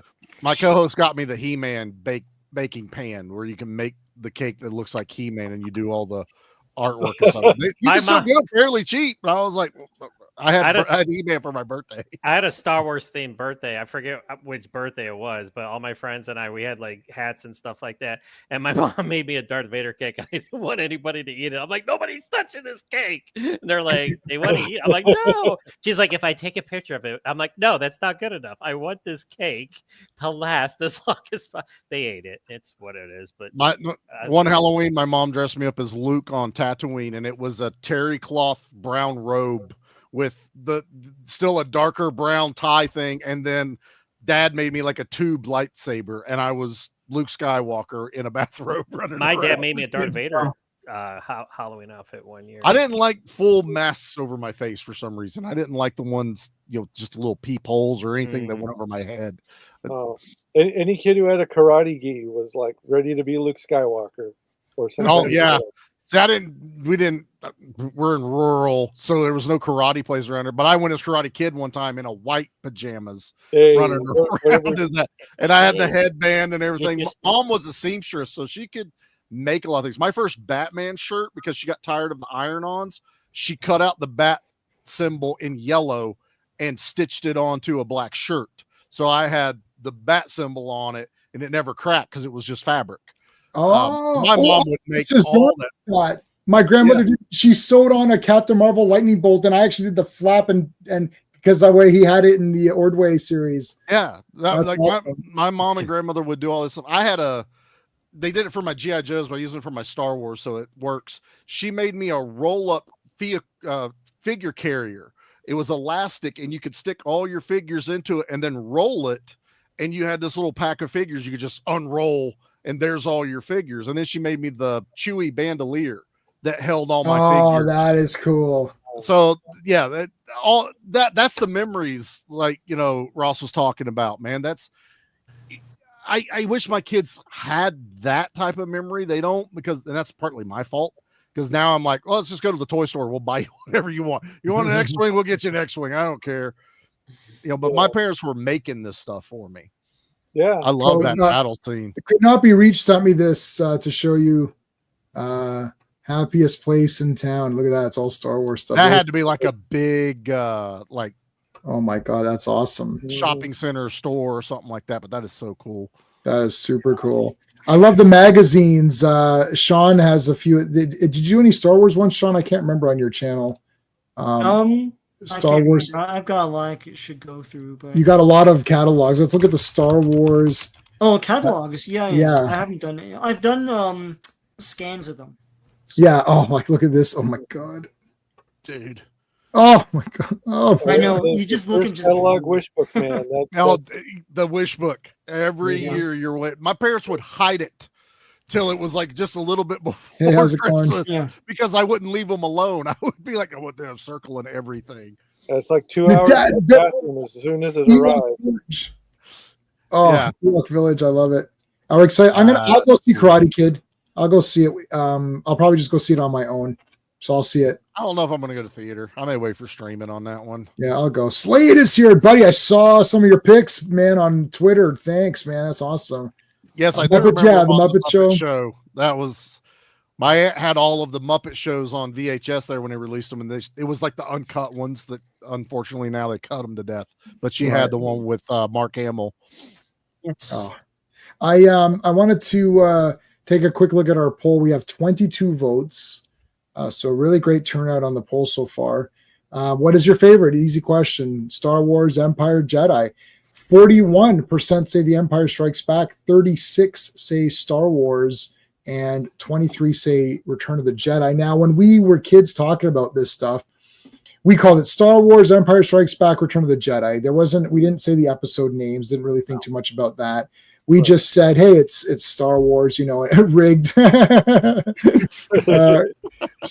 likes Jedi the best, I think. It's tough because there's the what you saw in the theater. I have to, and I've said this, so we've said this on other streams before. And for the us here, the top row, and Steve, who saw Jedi first in the theater, we're like, this was the greatest thing we'd ever seen. It wasn't, and by this time as well, we're a little bit older, so we have seen many movies. Mm-hmm. And watching it at home on TV is one thing, watching Empire on TV or whatever. But Empire, like, the problem is throwing the commercials in. We're used to commercials, but it made them really long. And there were sometimes stretches in Empire Strikes Back where it got boring for me, because it's almost like because the commercials are there, it breaks the progressiveness of the training with Luke. And it's like, oh, you're waiting, you come back, and it's like it breaks the pacing. Yeah. It breaks the pacing, and he's walking around like like from Bespin and on, it's awesome. And before that, it's awesome because it's the battle. But once that middle section, they break it up with ads, you're like, oh God, he's still training on Dagobah. Like, let's go, right? And I remember as a kid thinking, like, this is taken. I didn't think that for Star Wars 1. I didn't think that for Jedi when you watch it off TV. But once I got the VHS tapes, it didn't matter anymore. But it did hurt the pacing of Empire a little bit because it's so divided in those clear like there's clearly 3 sections going on, right? Yeah. Like Jedi has things going on, has different missions going on, There's but 3 movies in Jedi. There's 3 stories happening in Empire, but there's 3 movies in Jedi. Yeah, that is true. Beginning, middle, end. Yeah. Before I got to jump off, you hit Yeah, this go ahead. topic Yeah, that I wanted to say. Yeah. I've always been curious, and I'm sure some people are just going to be like, "No, I've always loved Empire." I just remember as a kid, you got Star Wars. It ends on a high note. The blow up, everybody wins, huge celebration. Empire hits, you actually end on a downer. Han is captured. Luke technically lost. As a kid, you're like, holy crap, they lost. The good guys lost. Jedi, again, huge celebration. They win. It's like, did kids really understand that Empire may be the better story, and that's why they liked it? Like most kids would have been like, Return of the Jedi is the greatest. Now as adults, I can understand you being like, Empire is the superior movie. I agree. And I can agree with you. Yeah. But it's like, as a kid, I didn't know anyone that was like, oh, Empires is the greatest movie. You guys are dumb on the playground, knocking people off the monkey bars. Nope. I thought it was the worst one. I was like, they lose at the end. It's too long on TV. I'm like, it's like the Bespin parts are super pumped. I'm like, yeah, Han Solo's captured. What is this shit? It's like, it's only after you see Jedi, and then you can go back and like, okay, now I've got the full picture. Now it's like, okay, it's one of many things, so it didn't matter. Yeah. No, well, when you're a kid watching it, when you're watching it in real time, it's a completely, and you're watching them in sequence in the theater as they're coming out, and you're also the perfect age to be seeing each one.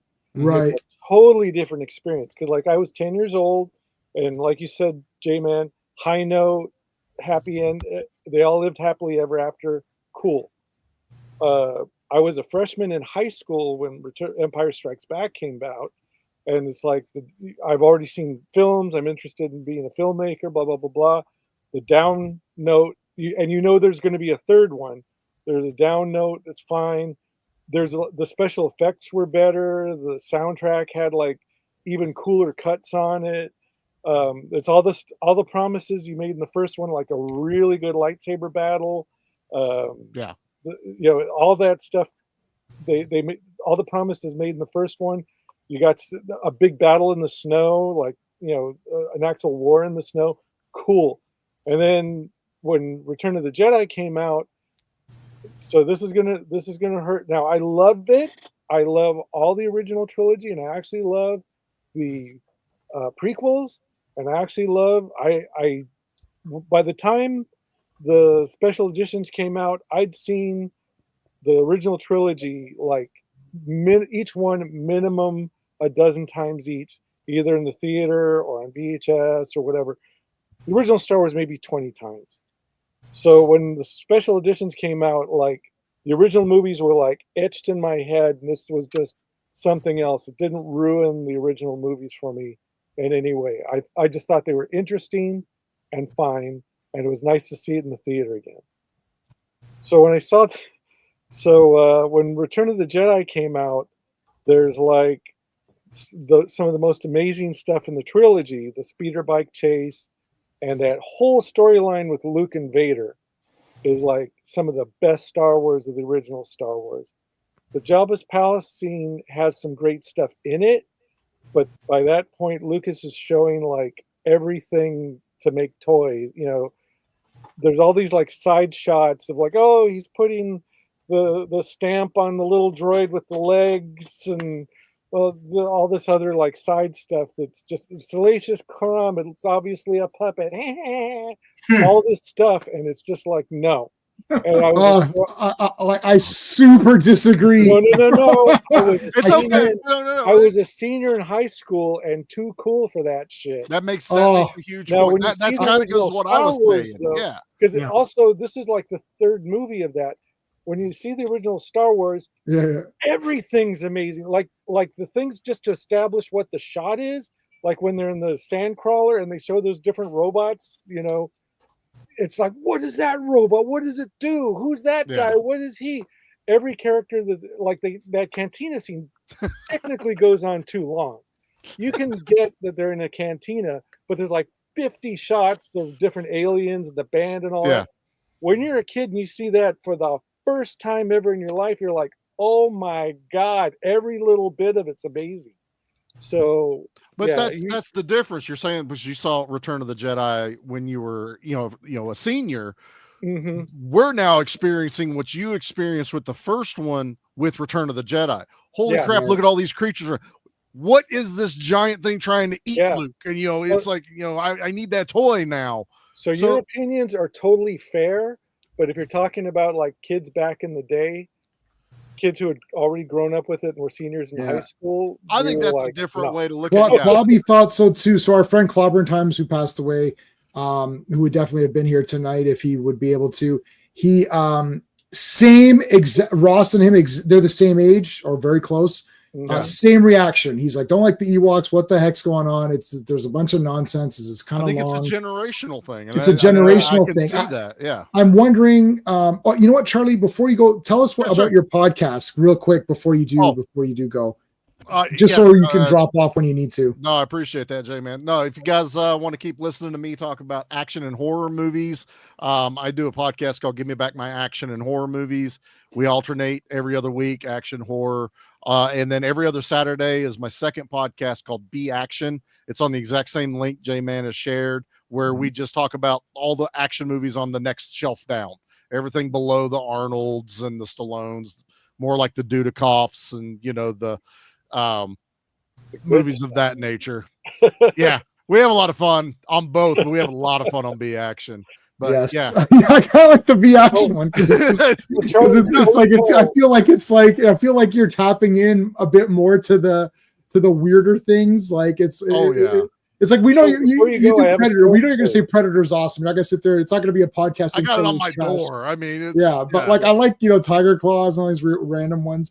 Okay, so hold on, Charlie, finish up your point. Oh no, I made my point. I was just talking to Joe. Okay, so Ross was getting ready to ask me something. All right, so go ahead, Ross. Ask up, and then he's got to go. I'm going to tell you. So, my family saw all the Seagulls up to and including on Deadly Ground as a family in the theater. So, talk about memories. It took me a long time. Like Seagal, it wasn't until Flight of Fury that I had to. My faith in Seagal started to waver a little bit. Right. So one of my coworkers said, like, he said that his martial arts teacher had been in a Steven Seagal movie. I said, oh, which one? He goes, I don't know. He could care less. He goes, I don't know. He says it was in a bar fight. And I'm like, well, there's a bar fight in practically every Steven Seagal movie. He says he got pushed down. I asked him some questions, and finally, I said, is it the one where he takes a cloth and a pool cue ball and makes a weapon out of it? He goes, yeah, I think that's what happens. I said, oh yeah, out for justice. And so he was amazed that I was able to guess that. So guess which bar fight out of all of them was? That's awesome. Which we're doing that on Action Elite this Wednesday. J-Man. Yes, I'll remind everybody. Yeah, guys, thanks for having me on. Take care, Charlie. Have fun. We'll see you guys on the next one. Have a good one, Charlie. All right, see you, man. Later, guys. Hey, and Skeptic is here. I don't have an intro for you. You want Webster. What? What do you want? What do you want for the intro? Webster. Webster? Webster. Oh, he's come on. Holy special. Oh, okay. I don't know what's going on. I'm like, because you're weird anyways. So it's just don't be doubly weird. This is like too much. I can't. All right. Okay, okay, how about this one? Guess who shows up for no reason at all to get his grand. I was trying to cut it off because I think that sometimes nails me on. I do love Mr. Savage. Definitely. Yes, Monsieur Savage. Monsieur Savage. Savage. That's his French. Deep cut. What is his name? The Making of TV. Yeah, those are all awesome. Yeah. So the radio dramas. Yeah. Do we have it? I don't know if I have. I have to check if I have radio dramas. Never listened to the always. I remember it could not be reached. I do remember the making of TV specials. Yes, yeah. There's They're on so many of something. them. Yeah. The Battle of Hoth. So do you think with our conversation that we just had with Charlie and Ross talking about Jedi and all of that, do you think that the prequels now. So when we saw the prequels, we're not going to spend a lot of time on this. But we saw the prequels, and I thought they're all like just trash. I've rewatched episode 1 about 700 times. And I've seen Attack of the Clones maybe like 3 times, and I've seen Revenge of the Sith maybe 3 times. I like Phantom Menace. I don't know why. Just because I don't know why.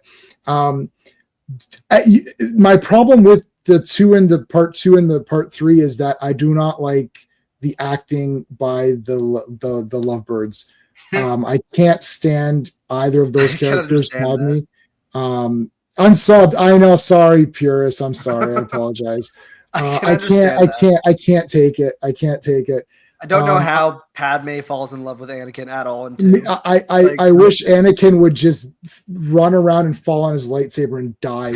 I just can't. I hate him. 2 virgins that are been sequestered from the opposite sex. So they're. So the problem is awkward whenever they're in the same room together. There's no point at all where I believe that they're together.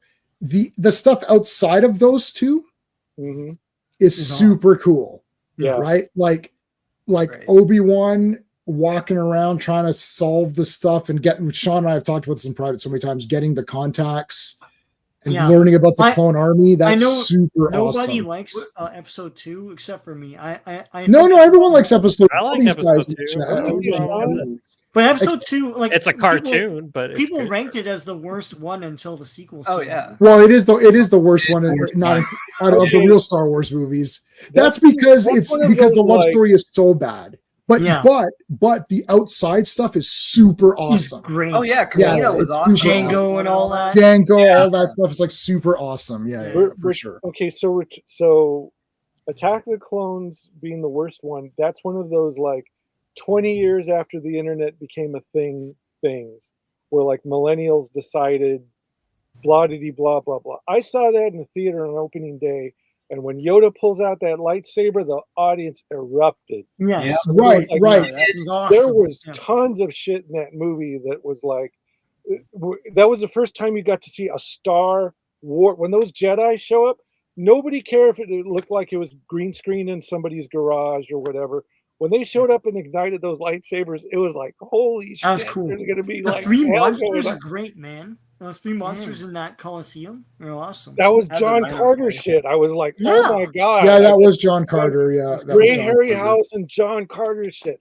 It was and again, we're ranking amongst the 6 movies, right? We're not obviously I don't count the other movies as real Star Wars movies. So I'm not saying 2, obviously 2 is 4 trillion times better than anything new. I'm talking about real Star Wars movies. My problem, Phantom Menace's Jar Jar Binks is terrible. I know some people think he's okay. He's awful. But I'm gonna buy. I did buy a toy of him, and I feel like buying a big plush toy of him just to irritate people because I do like trolling people. No, what you gotta get is that lollipop. There was that lollipop that had the tongue. It was disgusting. Oh, that's great. Listen. If enough people hate something, I will automatically like it just to except unless I really hate it. Like obviously, I'm not going to like the sequel trilogy if people hate it. But people making fun of Jar Jar Binks more and more makes me like him more and more just because I just want to troll people.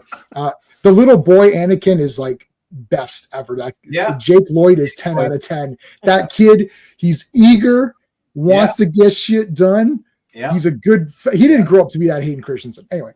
I feel a lot whenever he has to he's good. His mom and shit like that. That kid is good. The internet fit that kid. But Attack of the Clones. The thing is, all of the extra stuff is super awesome. Like they're trapped on right, and that's cool. And then episode 3, the effects are like unbelievable. I watched them on 65-inch 4K TV. It's bloody crazy. And the final fights and all of the fights in it are super awesome. The Geonosis battle, that's part 2. That was awesome. So here's the thing.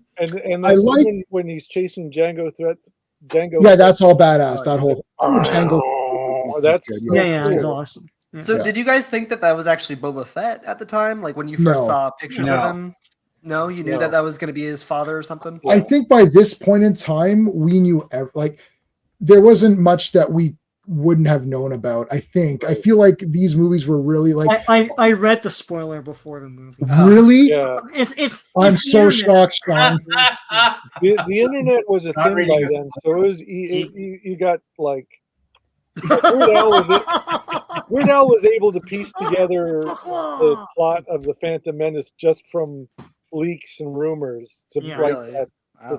the saga begins. So yeah, The You wanna talk Phantom about- Menace book came out 2 weeks before the movie, so Yeah. you know. yeah. Oh I yeah, have the video. I have the Phantom Menace book, and there's a book that's before the Phantom Menace that they wrote after where it was General Zod. Terrence Stamp, yeah. Yeah, but no, what's the guy's name? Chancellor something. I don't know. Valorum. Chancellor Valorum. Oh yeah. Yeah.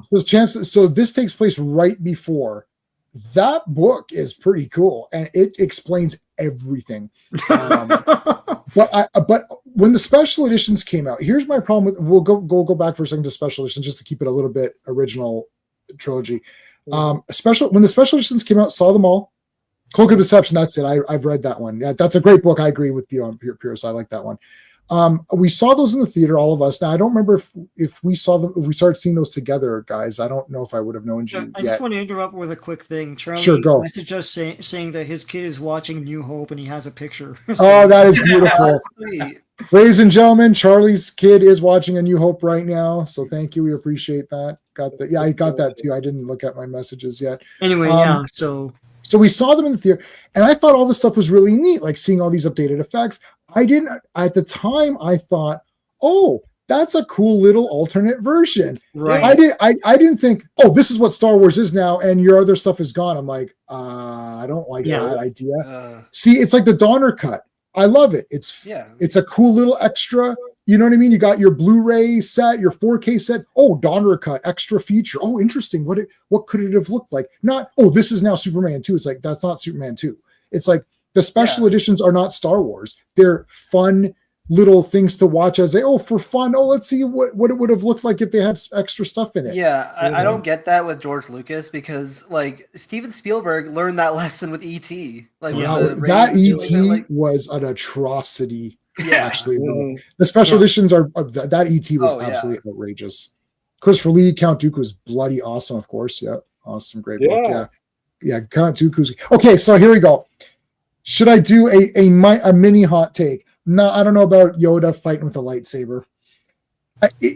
When I saw it in the theater, I thought it looked cool, but I thought that he was like the Emperor. Like I don't need these extra weapons. Like it downgraded him. I thought the whole point. I thought it was like 36 chambers Shaolin. I thought you got the point, right? Like no, I'm serious. I thought because you're Lucas right when you think about it. Yeah. Lucas is following these. It's also Kurosawa, right? And Lone Wolf. Mandalorian is literally Lone Wolf and Cub. It's not even like the first episode is like, oh, it's Lone Wolf and Cub. Like it's like so. The thing is like I felt like Yoda. Now remember, this is the prequels, so Yoda maybe didn't ascend to that level yet. But I already thought he was there. I thought that Yoda was so above. He's like, look, I don't need like any weapons. You know, your weapons, you will not need them. I don't need any of this stuff. I'm so pumped up with the light side of the Force. I don't need any of this crap. Just like the Emperor doesn't need lightsabers either. It's like I don't need a lightsaber. Remind me. Does the Emperor? He doesn't have a lightsaber in the last battle in the third movie, right? Yoda has a lightsaber. And he's just like moving shit around. Yeah, can we get a fact check somebody on that, or does someone here know that? If that's the case, then you're 100% right. They didn't think of that. In the Clone Wars TV show, Palpatine uses a lightsaber. He uses it to put down Darth Maul, I think. So, yeah, he uses it in the Mace Windu battle. Okay, but I'm talking about like Palpatine versus Yoda. No, I don't think he uses a lightsaber in that. I could be against wrong. Yoda. No, I don't think he does. No, I know he just Yoda moves uses shit a around. lightsaber. It's like they say in Robot Chicken. Oh, I threw the Senate at him. Like he just that's like 3 years. What 3 or 4 years after Attack of the Clones, and then the whole Clone Wars TV the Emperor is in between. I laughed at you laughed. So you're saying that the Emperor in it. I didn't watch the cartoon or whatever. So in the cartoon Clone Wars, he uses a lightsaber as a regular weapon, and then by episode 3 he doesn't need it anymore. Is that what we're saying? And then we're saying so Yoda eventually graduates to not needing a lightsaber. Yeah, well, I mean, I'm not saying it's crap. I'm not saying it's crap. I'd have to check the Clone Wars TV show is considered canon because Lucas was behind it. I know, but Ross, I'm confused because in the Clone Wars TV series, he's not supposed to be anything. So when he's using the lightsaber, is it in secret or something, or no? It's a handy thing to use. He does, yeah. The Battle of Mandalore arc. He I think when they brought Darth Maul back, he's like running amok, and the flying Rocketeer Mandalorians are coming after him, and Palpatine has to go put him down because it's like then he's going to give away the plan. So he's got the lightsaber, and he is this from it? He only uses the lightsabers in lore to just basically say like a big screw you. Like he's mastered like every single like form apparently, just to say screw you to them. Like he doesn't need to use them. Like so he has two here. Is this from the thing? Yeah, I think that was. I think that was. It was the whatever that. I think the arc is called Battle of Mandalore. He pulls it out. And, yeah. I'm not saying it's trash or anything. As I said, that's fine. I'm just like I kind of like the idea that Yoda didn't need any of that. Like when he first meets up with Dooku and they're doing the stuff with the Force, and Dooku's like, "Oh, this isn't going to be settled with our Force. It's going to have to be settled with a lightsaber." And then Yoda pulls it out, and the theater erupts. And then on top of everything else, he does that little Tasmanian devil. Yeah, that's cool. So maybe it looks silly now and hasn't aged well, but back then that was fucking cool. Yeah, I thought it was cool when I saw it too. When I saw it in theaters, like that's awesome, and we were talking about how awesome it was. Then I watched it on Blu-ray, and I thought, I don't know if I like that. Like, why does he need a lightsaber? That I felt like they're just putting it in there just to have him have it, as opposed to like him just saying, you don't need any of this stuff. Like I am the Force. I don't know. It wouldn't have been as cool just to have him. It wouldn't have been as cool, but well, I don't know if it would have. I think I kind of like it's like a guy walks in, it's like, oh, if you don't even have any weapons, I don't need them because I'm just gonna kick the crap out of you. You're gonna throw that ship at him or something. I don't know. I don't know. It would have been me. Why can they not? Okay, here's a question for the Star Wars people. Can they not just pull the guy apart?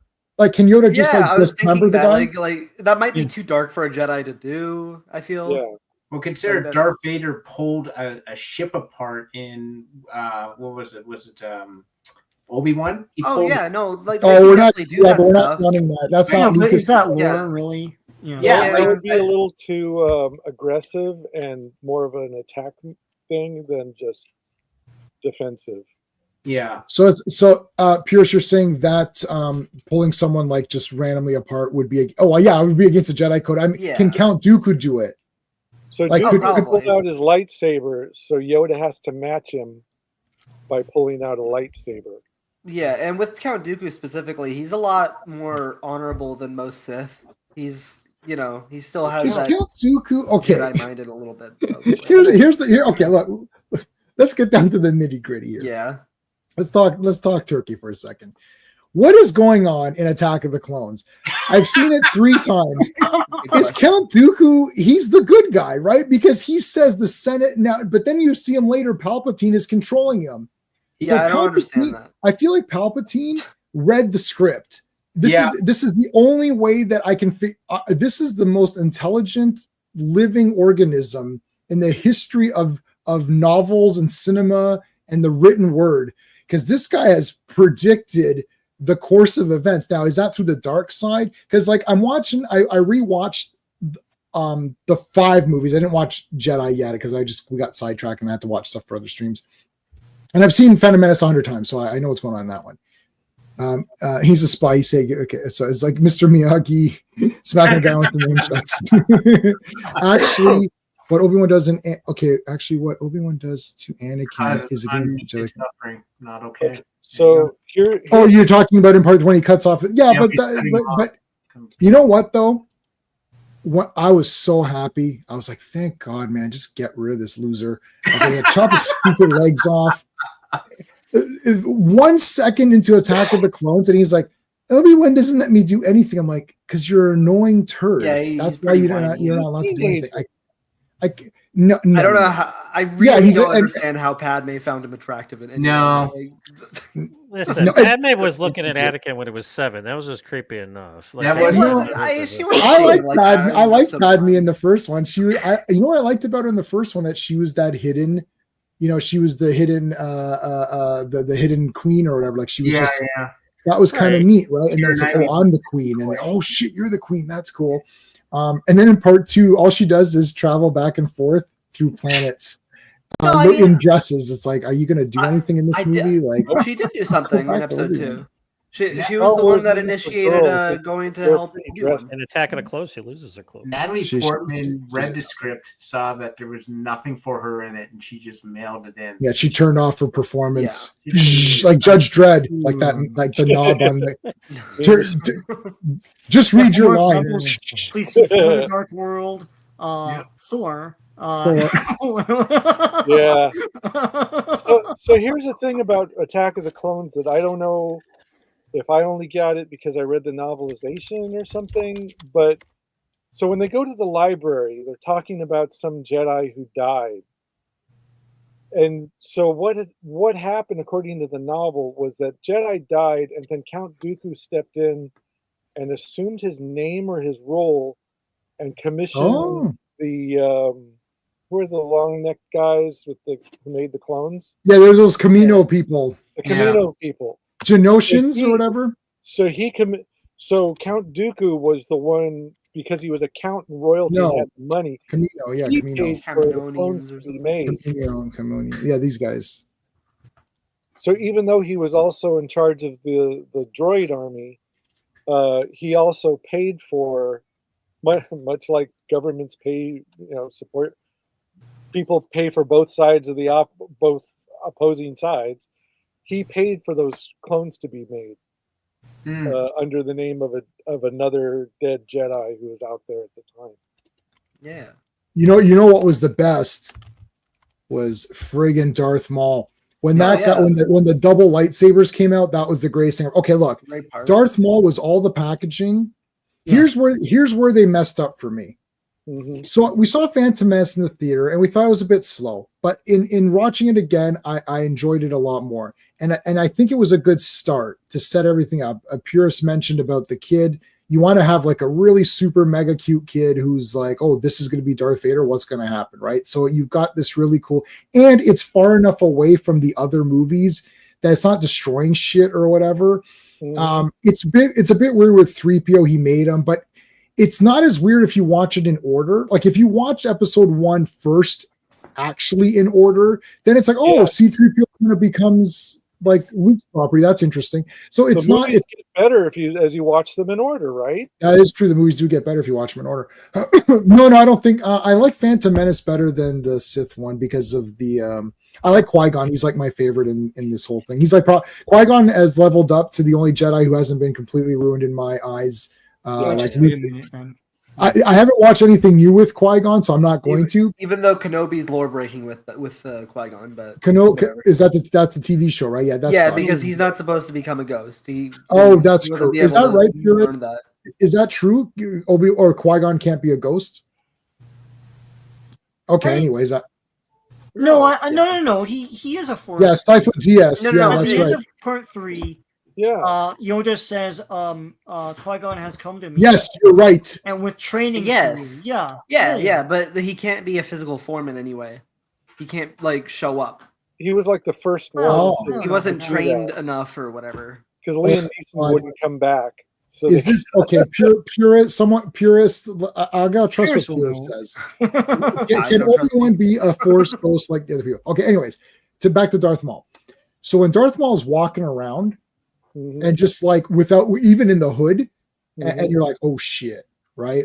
It's Darth Maul is like super, like for sure badass, and then Ray Park's the best because he's a ninja, right?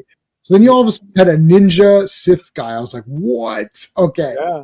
And that was badass. And then the thing is that I had the soundtrack to Phantom Menace on CD, and it actually has the death of Darth Maul as one of the. I was like, what? He's dying in this? That sucks. Oh right, yeah.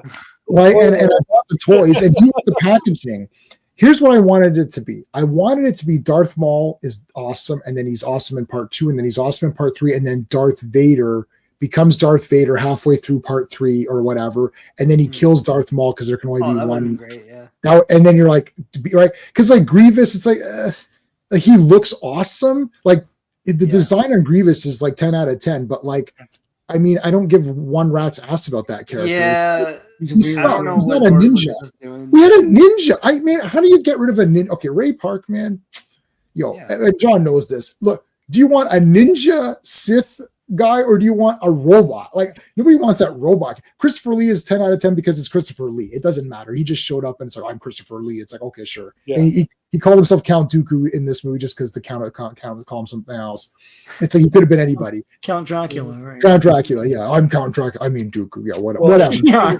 Whatever. Peter Cushing was in the original trilogy. And Peter Cushing's in the original, and Peter Cushing is the friggin' best, man. Oh yeah, he's Darth Vader's boss. He's Darth Vader's boss. He bossed Darth Vader out. Shit, and he played the fake Doctor Who. It was the fake Doctor Who, but still, he was Doctor Who in the movie. And he was Frankenstein, and he's Van Helsing. Like Peter Cushing's the greatest human being ever. He's Dr. Sin, and he's the professor from At the Earth's Core. Oh, I haven't seen At the Earth's Core. And he's Sherlock Holmes. And he's Sherlock Holmes. Those are all great too. And he's Sherlock Holmes. What the hell? That's one hell of a resume. Yeah, basically, Peter Cushing is our entire lives. Guy, he's like the most badass dude who ever lived. He is the most badass dude ever lived. But when Darth Maul showed up, everyone was like, "Oh, hell. No, look, nobody's better than Darth Vader. That's obvious." But Darth Maul were like, oh my God. And then he was a ninja. Then I was like, holy shit, there's a ninja in this movie. This is awesome. And he had the double lightsabers. I was like, okay, well, this is clearly the greatest character ever. And then he got killed. I was like, no. I was so upset. I was like, no, what happened? Why is he dead? It's like he should have just killed. I was like, when he killed Qui-Gon, I was like, shit, Obi-Wan's going to die right now. And then it's like, no, it's a prequel. It's like, I know it's a prequel, but he's going to die because he can't beat this ninja. It's like this ninja's going to destroy his face. And I was like, Obi-Wan might survive a little bit or get his ass kicked, and then he comes back and trains. And because I thought Obi-Wan would train and get better and then defeat Darth Maul in part 2. I don't know. I think my entire thing just fell apart for me personally in those series where I was like, I was expecting all this cool stuff, and it kind of gave me other cool stuff. But anyways, whatever. But Darth Maul cartoon did right by Darth Maul. I mean, when they brought him back, he has these dumb robot legs first. Yeah, see, I don't like that. Yeah, no, it's not a ninja. Then it's okay, but then they change it, and it's okay. He's like legitimately awesome in the Clone Wars. No, he's awesome. I'm not gonna lie, I can't fucking stand that show. But like that. Hold on, is TCW the Clone Wars? Is that what that means? Huh? TCW, is that the Clone Wars? Oh yeah, that's it. Thank you. The final fight is epic. Oh yeah, Phantom Menace final fight's the best final fight in Star Wars. Luke versus Emperor or Luke versus Vader and Jedi is pretty awesome too. Yeah. But for martial arts fighting, the Phantom Menace has the best fight. And that was the first time you got to see youngish, healthy Jedi. Yeah, that was cool. Actually going at it the way they would have gone, like in the classical era or whatever you want to call that. Have you seen the trailer for the Old Republic game? I don't know what that is. That cinematic trailer is amazing. It has Duel of the Fates and stuff. What is it? So cool. The Old Republic. Is that a video game? I think I have the game on my shelf here for Xbox. No, you know I don't know anything about video games. Oh yeah. Do you actually do something, or do you just walk around? Video games it's an MMO, but I don't play the Old Republic. I'm not really a fan of it. I'm a huge fan of the Knights of the Old Republic right there. Knights of the Old Republic, that's what I have. Yeah, Knights of the Old Republic 1 and 2 are like some of the greatest games ever made. Like I love it. Well, yeah. Is this the stuff that takes place like 1,000 years before? 1,000 years before. Yeah, it's 4,000 years. Yeah, it's 4,000. Yeah, I forgot. Yeah, can I have yellow? It's a long time. I know. I like Battlefront, where you're just a guy and you shoot people. Oh yeah, and Republic Commando was amazing. If you ever played that, I played. What's the game? What's the one on GameCube, guys? Who had It was GameCube? that X-Wing was something. Battlefront, no? Rogue Leader. Rogue Leader. That one's great. Yeah. But yeah, guys, I'm gonna drop. Okay, cool. Okay, Thanks, you have a Steve. good one, Steven. Nice having you here. Thank Yeah. you. Yeah, nice When to things talk. calm down, I'll come back. It's just right now it's chaotic, but I It's wanted all to wanted to get on for Star Wars. So everyone, Awesome. take care. Okay, Have your loved have a good ones. one. Yeah. Talk to you You later. No, this- represented well. This is it. This is what I had. Rogue Leader. Yeah. Yeah, is that the one you had? Rogue Leader or I Rogue played Squadron? it. It says Rogue Leader, or unless it's called. There was a game Well, called Rogue the one you Squadron, had, which you was could go. Oh, no, Rogue Squadron 2, Rogue Leader. Yeah, these are the ones I had Mhm. Yeah. on GameCube. Those were awesome. Looked beautiful for the time.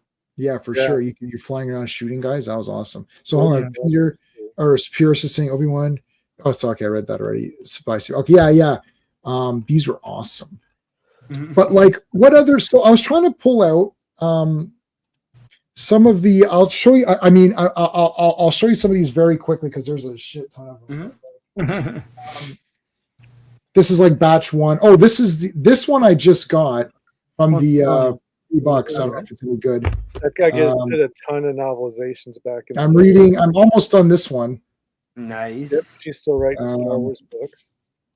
Unfortunately, this is not from the time because it says Legends on it, but I got the Mos Eisley tales. Those are good. Now, this is from the time because it doesn't say Legends on it, so it's actually from the time. This is from the time. Shadows. You'll like this one. What was the Kevin J. Anderson one you had there, J Man? Jabba's Tales from Jabba's Palace. Those are neat. I like the Tales from the whatever.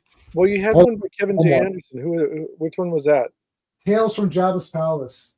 Okay. Okay, last time.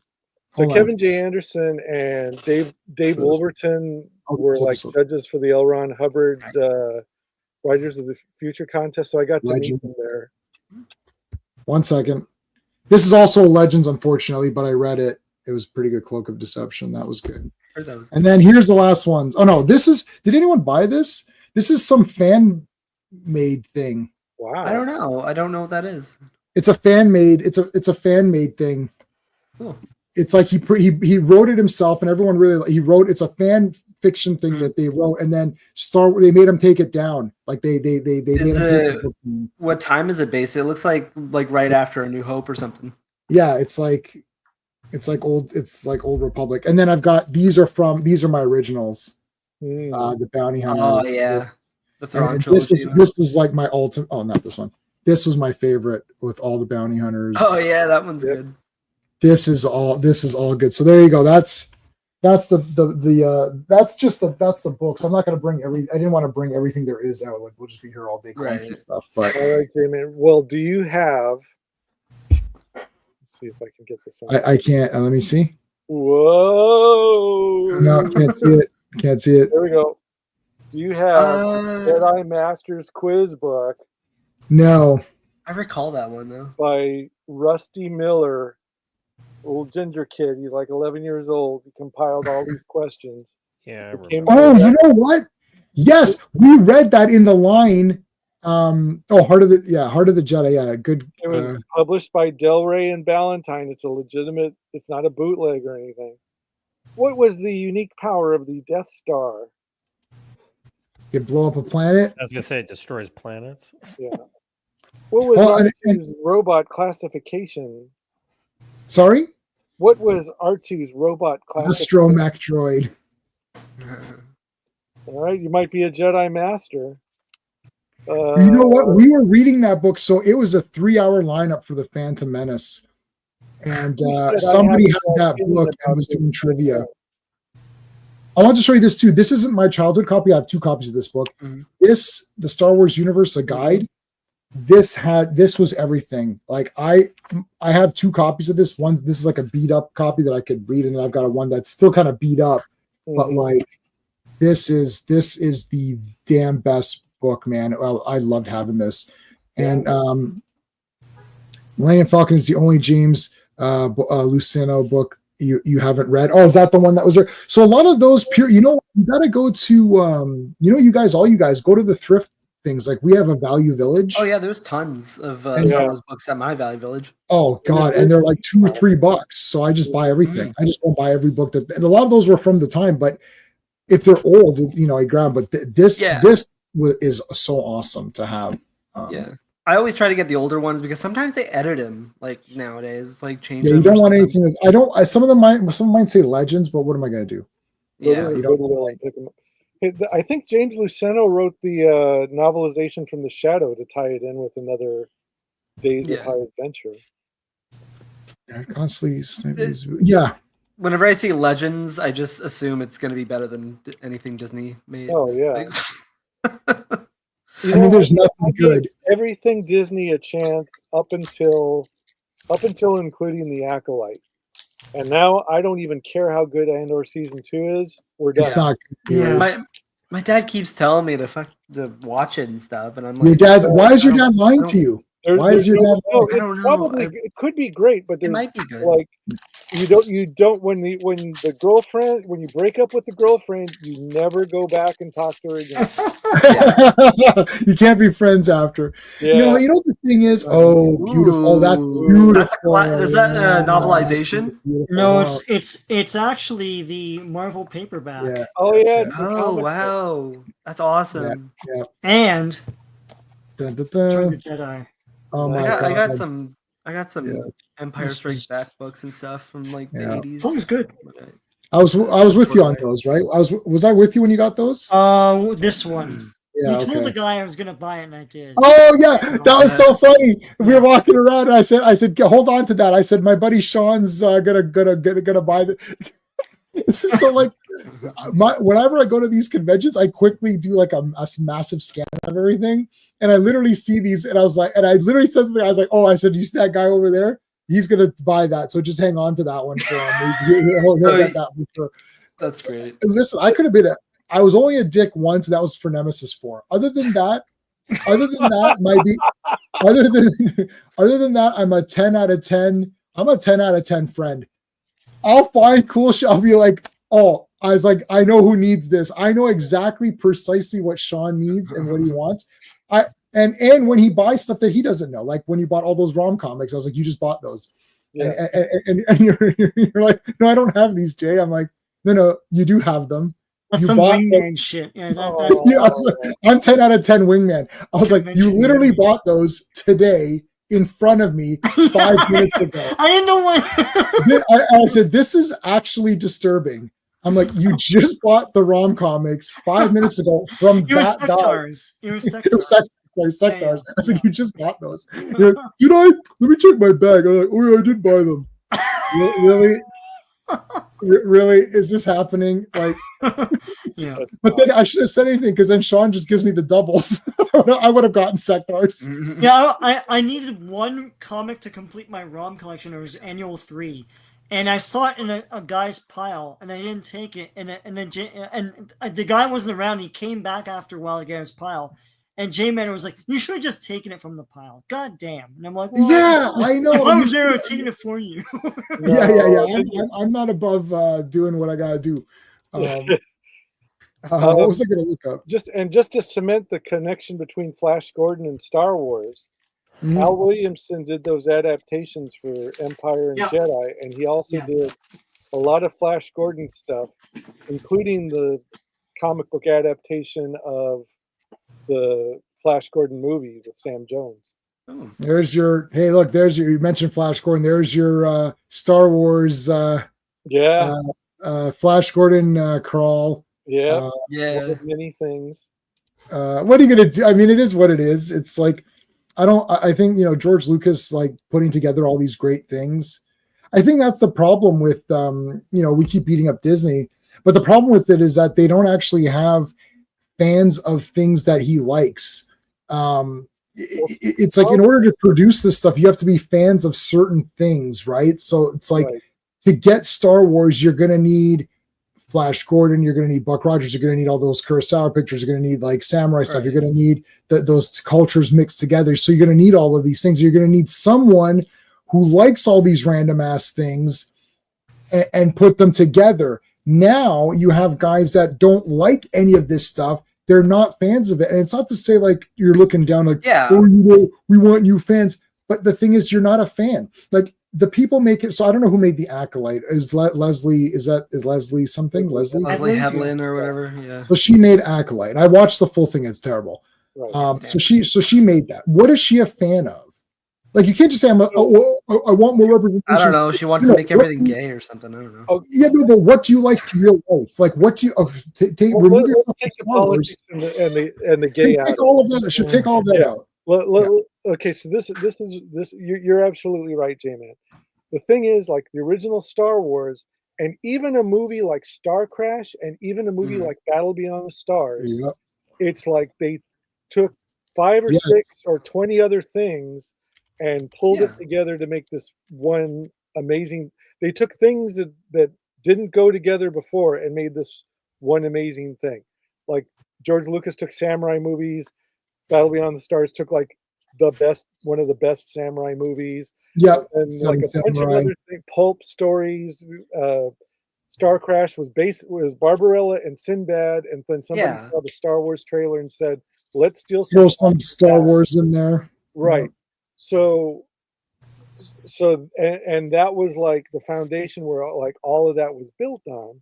And then when they went back into the prequels, it was like basically Asimov's foundation mixed with Gibbons' fall of the Roman Empire, mixed with more other stuff that they put in. So now Disney Star Wars is only based on old Star Wars.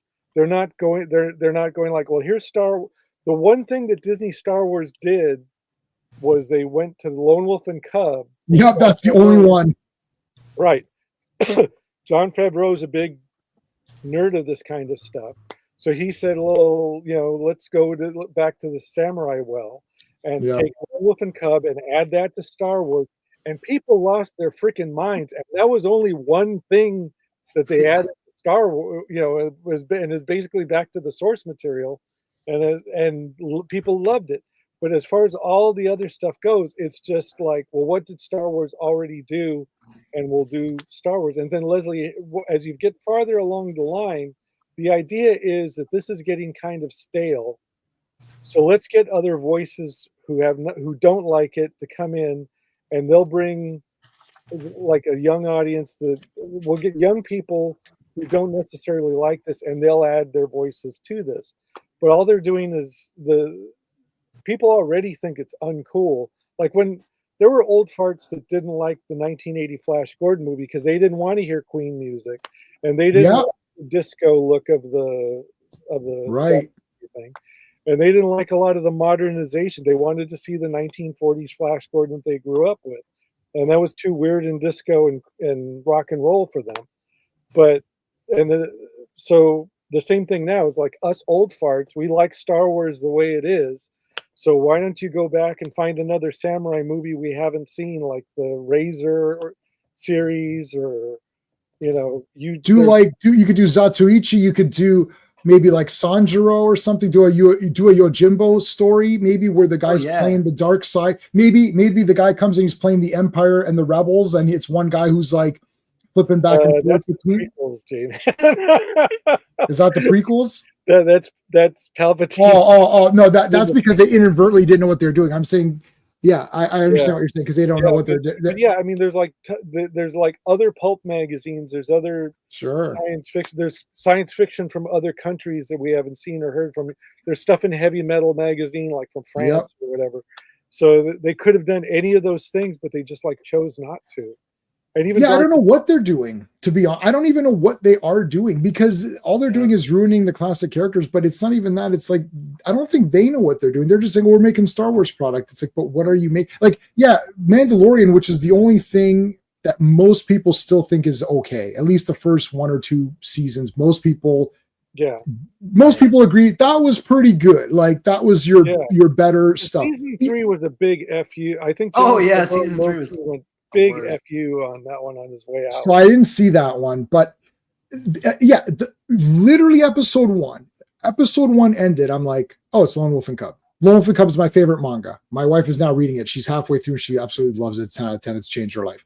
So it's literally changed her life. All her other manga, she's like, why didn't this? She's like, this is like so much better than everything else. I was like, I know. Anyways, so Lone Wolf and Cub, I was like, as soon as he got the kid, I was like, oh my God, he's even in the little pod and all that. I'm like, oh my God, it's Lone Wolf and Cub. I'm like, okay. I said, it's Lone Wolf and Cub. That's kind of cool. And that got me pumped up. This idea that they're going to be these two bounty hunter guys going around doing all this cool shit while the Empire's after them. And it's Lone Wolf and Cub Star Wars version. And that's only one thing. As you said, he only added one thing to Star Wars. And everyone's like, this is so awesome. And even so imagine if you did more. Right. And even though everyone on this podcast, the live stream, knows what Lone Wolf and Cub is, and even though every nerd our age knows Lone Wolf and Cub, like when I tell people at work who are like in their 20s and 30s, oh yeah, there's this thing called Lone Wolf, they have no idea what I'm talking about. So when I tell them like, oh yeah, Kill Bill, it's Lady Snowblood, and they're like, yeah, Lady Snow, yeah. What is that even? What is that? Yeah. So I mean, you could go back and pick. You could do a Shaw Brothers movie, anything. Yeah. But they just chose not to. And right. Well, how about the 12 gold medallions to keep pumping up? Well, man, I found my old copy of that at my parents' house, but it's on it's on the latest vault. Yeah. It's on collection. Yeah. I love that. So 12 gold medallions is what about 5 Element Ninja or something like Star Wars edition? Fight together. If I told you so you know what? I'm gonna eat my words that I've been telling everybody. I said there's like no way it'd ever come back to Disney Star Wars because they hate me and there's no reason to be the abused boyfriend. Right. But if they cleared the boards and came back and said, we're going to do a series called The One-Armed Jedi. Oh my God. Oh yeah. That would be awesome. I would be so there. Right. It speaks to you. That's the thing. Yeah. I feel like we two brothers always fight together. Was an inspiration from something. Which one? Sorry? The blind guy from Rogue One. 5 Deadly Sith. Oh, Donnie Yen? Zatuichi? Yeah, probably. Well, but he's not really a swords. He's not a swordsman. He would have to have been a blind Jedi, right? Like, he's an interesting character because he believes in the Force. Made a movie called The One-Armed Swordsman. Yeah, imagine if it was the One-Armed Jedi. One-Armed Jedi. That'd be bloody awesome. Instead of Andor as a character, I would have watched a show about that guy. Because I think what's his name? Donnie Yen's character in Rogue One was supposed to be that. Chirrut Imyu or something. Chirrut Imyu. Imwe. Yeah. Well, I mean, this guy's clearly the best because it's Donnie Yen. Like, I mean, clearly the best too. But actually, you know what? Again, Rogue One is one of the ones where I think everyone pretty much likes Rogue One. I think, right? Like, that's a pretty established good movie. And what I like that there's some good scenes like that. It's a bit of a mess. I watched Michael's Retro Blasting's review. I didn't realize how big of a mess it was to even get that movie. It was a trouble production. It's big time production messed up. Yeah. The entire trailer is like not even in the movie. But in any case, but still, Chirrut Imyu, when he's walking, he's like, I'm the one with the Force is one with me. And then they're all missing. Oh, this is so cool. Yeah. That was an awesome scene. That was really neat. They all die. It's basically Dirty Dozen kind of, right? It's like, so again, they tried to take a few things from other things and mix them in. The Star Wars Rebel ship is in that fleet. Do you think Darth Vader in general was a reshoot? Like a massive reshoot, just having Darth Vader in there? I don't know. There's so much you got to watch. I don't know if you're subscribed to Retro Blasting. That's one of Clobby's buddies. And actually, I knew about him before. Yeah, so he did like a 3-hour. I'm literally an hour and a half into it right now, so I'm just trying to like pace myself through it because it's a long breakdown. But there's a lot of like Rogue One is still a cool movie, but there is a lot of messed up stuff. Yeah, here's my problem with Rogue One, and it's just one thing. It's a good movie, but my problem is like just the fundamental basis of it is they took like two lines of dialogue from the movie from one of the other Star Wars movies and made a whole movie about that. And the Red Letter Media guys did this bit beforehand the Han Solo movie was going to come out, where they said that they were doing their Nerd Crew bit, And I've watched that stuff. Yeah. Yeah, so they wanted to drop the reaction trailer to hence the Solo movie before anybody else. So they filmed their reaction before the trailer dropped, and then they were just going to edit that in and show it. So they were just taking lines of dialogue from the Star Wars movies and looking at a blank screen, going like, "Oh, that's where he meets Chewie. That's where he meets Chewie. Oh, it's the Kessel Run. It's the Kessel Run." Yeah, and it's all in there. Yeah, over nothing, just because it was like a line of dialogue from the Star Wars movies.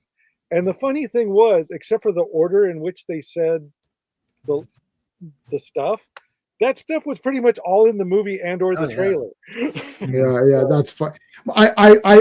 They lost me on Force Awakens. They gave that a pass, and everything negative they said about the prequel trilogy, everything negative they said about Rogue One is fire, and even it's like 10 times more in Force Awakens, and they still gave that a pass. And I didn't rage unsub, but like I'm like, I think I'm good, because you guys, like, I don't know what's going on here. Like, how did you not like Rogue One, but you thought The Force Awakens, which is a literal remake? And here's another thing. I also don't like the stuff with Solo. I agree with. I don't like this stuff. I don't like this either.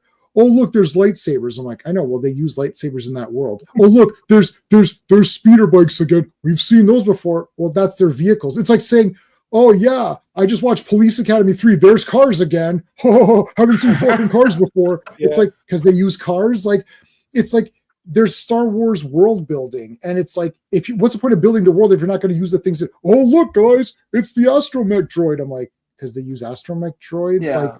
Like, some things are a callback where it's a stupid callback and that doesn't make any sense. Like, oh, look, like there's that guy from that scene in that movie. It's like, okay, that's weird. Why is that guy there? Mm-hmm. But if they're just doing general stuff, you know, and with Han Solo, there's where we meet Chewie. I know, but that's what the movie's about, him meeting Chewie. So I don't like the Solo movie, but they're also making fun of stuff that's just generic stuff. That's like, oh, look, that's how Indy gets out of that trap. It's like, as he gets out of the trap. I agree with that. You know, right? Yeah. There was one thing that I kind of liked I'm sorry. There was one thing I did like, the little detail. I don't know if it was an intentional callback, because it's a very, very obscure thing. But the fact that the Falcon has that little escape pod in the middle of the in between. Oh, and it breaks off at the. That was literally a toy that was canceled in the Kenner line.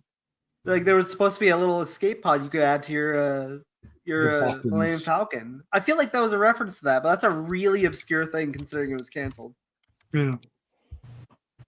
Many Bothans died. I'll give the Red Alert guys a pass because they're Star Trek nerds mostly, and there's always been like a snobbery of Star Trek fans because there's so much more of it, and it's considered a little more intellectual against Star Wars fans. Yeah, but they did like 17 hours of destroying the prequels, and then they said Force Awakens was okay. So it's like, you guys don't know what you're talking about. Force Awakens is a literal remake in every sense of everything of the first movie. And then Han Solo, so it's a remake for 2 hours, and then the last 10 minutes, Han Solo dies like a complete. Yeah, Han Solo is literally Kenobi in that movie. He's literally Kenobi. He dies like a stupid moron. Even my wife watches. She's like, "Why is he standing there? Isn't his son gonna just stab him?" It's like, I'm like, "Guess you called it." She hates Star Wars. It's like, and she called it. She's like, "Yeah." She's like, "Well, that was." She's like, "Well, that was." You're sitting on this couch, and you drew that conclusion. I'm not gonna lie. We're sitting on the couch, and she's like, "Oh my god, is he?" She's like, "Wait, is that guy actually dead?" I was like, "Yeah, he's dead. That's it." She's like, "Well, that was stupid." It's because J.J. Abrams wrote it. Like, I was by aliens, man. Yeah, I was shaking in the theater. I'm not gonna. When I saw he's gonna die, I was like, actually like shaking a little bit. No, I knew he was gonna die. We were sitting there. We knew he was gonna die. Yeah. And about halfway through, I was like, "Wait a minute, I was like, holy shit, this is just episode 4 repeated." And I thought, okay, wait a minute, that means Han Solo is Obi-Wan, because he's telling her about the Force, so he's gonna die at the end of this, and he stands there and gets killed just like Obi-Wan stood there and got killed, but Obi-Wan stood there and got killed because it was over. He wasn't gonna win, and he needed to become one with the Force so he could right. There's a point to that. Han Solo just died because he's like, oh, I didn't want to be in the next movie. It's like, I don't care if you want to be in the next movie. Why? Yeah. It's like you did a bunch of shitty Indiana Jones movies. You're okay with those. Yeah, I don't understand that. You're just having fun with those. It's like, oh, I'll come back for Indiana Jones. Why? So he could be braided and like, for like we'll give you 2 hours. more millions of dollars to do those. Before we go, I just want to. So Topps released these books that are basically it's all the Topps cards and stuff. I just want to show a forgotten controversy. I'll show you. It's in his book, so whatever. You see that? What? See this picture here? Does he have a? This was a Does he have a controversy. thing? With this Yeah, I see that. And then they had to airbrush it out. It's because there's a costume malfunction with that piece was sticking out, but it looks like a big, it looks like a dong or whatever. Oh no! And they had to reissue the card. That was a disgruntled employee. There was a zine called Report from the Star Wars Generations, one of the first Star Wars zines. And I forgot how many issues it lasted. I think it was 2, and then Lucasfilm shut him down. But they liked what he did so much that they hired him to run the official Star Wars magazine. Yeah. But he did a list of like the top 10 things, top most desirable things, Star Wars collectibles, lest you forget that this was a product of the 70s. So it was like the Star Wars soundtrack on 8-track, the Boba Fett Jello mold, and the C-3PO trading card. And like I showed it to my friend who was, he was the guy I went to see half of the Star Wars movies with. And he was like, no way. And we tracked it down. He went in this collection. He actually had it. He was like, it's rare now. Yeah. Real. What about that C-3? That too, after that broke, they made a T-shirt out of it. Yeah. There was that C-3PO tape dispenser that like went in between his legs or something. Yeah, they never knew what to do with those dispensers. It's coming out of mouths. Whatever, man. Oh, I'm gonna end the poll. I want to get before we finish. I want to get the poll results. So 32 votes on the poll. What's your favorite? Star Wars is 31%, Empire is 47%, and Jedi is 22%. So I'm gonna. Of course, it's gonna be Empire. Yeah. Well, some people liked. The first Star Wars movie could just end and be like, okay, the rebels will continue to fight on, and then once you have Empire, you have to finish it. That's the thing with Empire. It's like if you could just watch Star Wars. Like I knew a guy who would frequent EB Games or whatever when I would go there at lunchtime, and he's like the most like pure of the pure. It's like the original unaltered trilogy. That's it. What about this novel? It's bullshit. What about this game? F it. What about the Ewok movies? They're stupid. It's not Star Wars. What about the cartoons? Droids? It's not Star Wars. What about episode 1? It's not Star Wars. But George Lucas direct, I don't care. It's like original unaltered trilogy and whatever toys came out for it. That's it. Right there. No, like there, no nothing. I said I was trying to find something. I was like, well, Rogue One was pretty good. He's like, no, this bullshit. I'm like, okay. I was like, and the sequels hadn't come out yet, but he's like the 3 on all, not even the Ewok movies. That's stupid. Is bullshit, right? That's it. He's like, that is Star Wars. That's all it is. And that, like, whatever toys came out, okay. He wasn't a toy collector. He's just a movie guy. So it's like, those are the movies. That's it. There's no wavering. Like, some parts of like like Phantom Menace are okay. No, it's not bullshit. Yeah. He didn't even see episode 2 or 3, and he didn't go watch. Yeah. I don't know what was out at the time. Maybe Force Awakens or something. He's like, Force Awakens was out at the time, and he's like, nope, I'm not watching that. And he's like, no cartoons. What about Clone Wars? He's like, that's stupid. It's not Star Wars. That's it. It's just like, and it's like, that is it. Like, no. He's like, I'm not reading books. It's like, oh, there's this book. He's like, I don't care. I'm not reading this book. Yeah. Like, what am I reading books for? It's Star Wars. So I kind of admire that guy because I like this idea that it's like, this is what this is Star Wars. All this other stuff, it's like, well, but George Lucas worked on it. I don't care. It's like, what about special edition? I don't like the special editions either. But he's like, what about the special editions? Like, no, it's bullshit. I can give or take the comics and the books, but if George Lucas was anywhere behind the scenes on it, I'm kind of like, it's Star Wars. Yeah. And there's stuff in the prequels that's so revolutionary And Yeah. the MCU could not exist, and the Harry Potter movies could not exist, and the Lord of the Rings movies could not exist had it not been for the developments in filmmaking that just pushed filmmaking 20 years ahead. Oh, yeah, Oh, for yeah. sure. So they Yeah. could have just been talking gibberish. And so going back to also like Jake Lloyd's performance and the retro aspect of the Flash Gordon thing. There was a special on one of the special features on one of the prequels DVDs. They were talking about that sound effect when the Trade Federation guys appear on screen and it goes. They said they literally lifted that from one of the Buck Rogers serials. That's awesome. That's how closely he was trying to stick to. So you could argue that maybe he wanted to have that sort of cardboard, stiff acting from the serials like all along, but like the studio at the time said, no, you have to make this like a 1970s like real movie. And he was like, F you, I got my FU money. I'm going to make a serial for the prequels. And the other thing, like, you know how Mark Hamill always said, like, you know, George Lucas was giving him a hard time and telling him, like, trying to direct him, and he couldn't get a performance he wanted out of him. And so Mark Hamill said, well, Luke Skywalker is an idealized version of how George Lucas sees himself. So I'm just going to imitate George Lucas. And from that point on, everything was fine.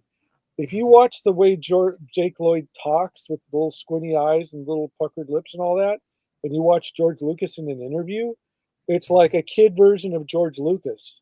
Oh my God! I can see it. Yeah. No, the dialogue. Some of the dialogue is awful though too. Like it's just weird. I don't know. I was thinking that. Are you an angel? It's like, no, I'm not. I look like a dumb girl. Like you're not an angel at all. I like the one where it's on Robot Chicken. It's like, are you an elephant? I identify as an angel. You can look. I think the arguments are. They're saying, is this real Star Wars or not? So if George Lucas is behind it, then you have to consider that as real Star Wars because George Lucas is the creator. If he's not behind it, then you can consider it's fake Star Wars. However, that doesn't mean that I have to love everything that George Lucas does because I don't love everything John Carpenter does, and he's my favorite director. You're absolutely. I don't have to love every movie that Schwarzenegger is in. Yeah. I don't have to love every Stallone movie. It's Stanley, a Stallone movie. Every word Stanley wrote was not gold. Right. And so same with George Lucas. Everything he did, I don't have to say is the best. And then to counter that, if it's not if it's Star Wars but not George involved, that doesn't automatically mean I have to say it sucks either. I can like whatever the hell I want to like. It's like, you know, my wife doesn't like Police Academy 2. She likes 1, 3, and 4. I'm like, that's it. I'm like, really? You didn't? No. I was like, okay, that's weird. Like the first 4 are all good. No, I don't like part 2. It's boring. Okay. Yeah. It's like, that's it. It's like, yeah, but it's the same. I don't care. Like it's like a different writer or a different director. They might have been doing more cocaine behind the scenes or whatever. We just covered. What did we just cover? Was that the Jason Statham movies?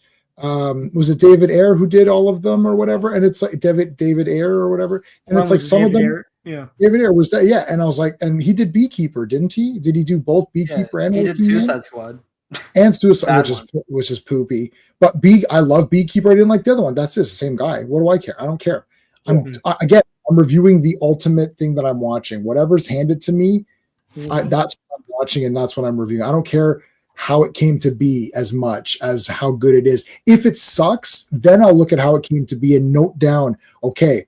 See, when we saw Mission Impossible 3, I thought it was crap. When I saw all of the JJ stuff, I thought, this sucks. And then I was like, it was all JJ. And I was like, JJ Abrams, like, where did I see this name? And I was like, oh yeah, he did this. That was shitty. Because I remember thinking Mission Impossible is awesome. Like I thought all awesome. And then we rewatched them all again. I was like, part 3 sucked. And I rewatched it again. And I was like, yeah, it does suck. And it's like, this is JJ. I was like, yeah, he sucks. And then I didn't just say, oh, he sucks. Then I just blackballed him. I saw movies and I was like, this is JJ. I've seen this name. Let me check the internet. Oh yeah, this sucks. This guy sucks. Everything this guy makes is garbage.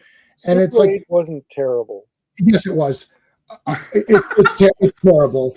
I watched that. People said that too. It's like, well, it's not that bad. No, it's bad. It's absolute nonsense. But this isn't going to be a JJ bashing thing. He can bash his own career himself. No, we should do a stream all about the JJ Star Trek films. Yeah, we should. No, we shouldn't. They're not real Star Trek. Star Trek 8. They're not Star Trek. So they're just. Remember the Star Trek episode where, like, Spock choke slams Kirk into a table? Like, what in the hell is that? I've never seen that. Even when there's a disagreement in Star Trek, 2 hours and 28 minutes. It's just there's never been a disagreement where it comes to physical blows. Like, these are professional Starfleet officers serving on the flagship of the fleet. Like, what in the heck are you doing? It's trash. Same issue with Discovery. Don't even get me started on Discovery. No, Discovery's trash too. It's all trash. Anyways, JJ Abrams is trash. Whatever. But original Star Wars is not. Okay. Star Wars is the best. Everyone loves the real Star Wars movies, and some people like some of the fake ones, which is fine. I don't have to love everything that Lucas does, and I don't have to hate everything that Disney does, even though most of it's garbage. What about okay? We got to end off, guys. We got to end off there. Sean, what do you got going on? I just posted Marvel 2-in-1, number 6, I think it was, or 7. Whichever one it is, Valkyrie's in it, so it's awesome. Executioner, Enchantress, all that stuff. I'll try and do part 2 of the DC style guide and move on to new videos, so stay tuned.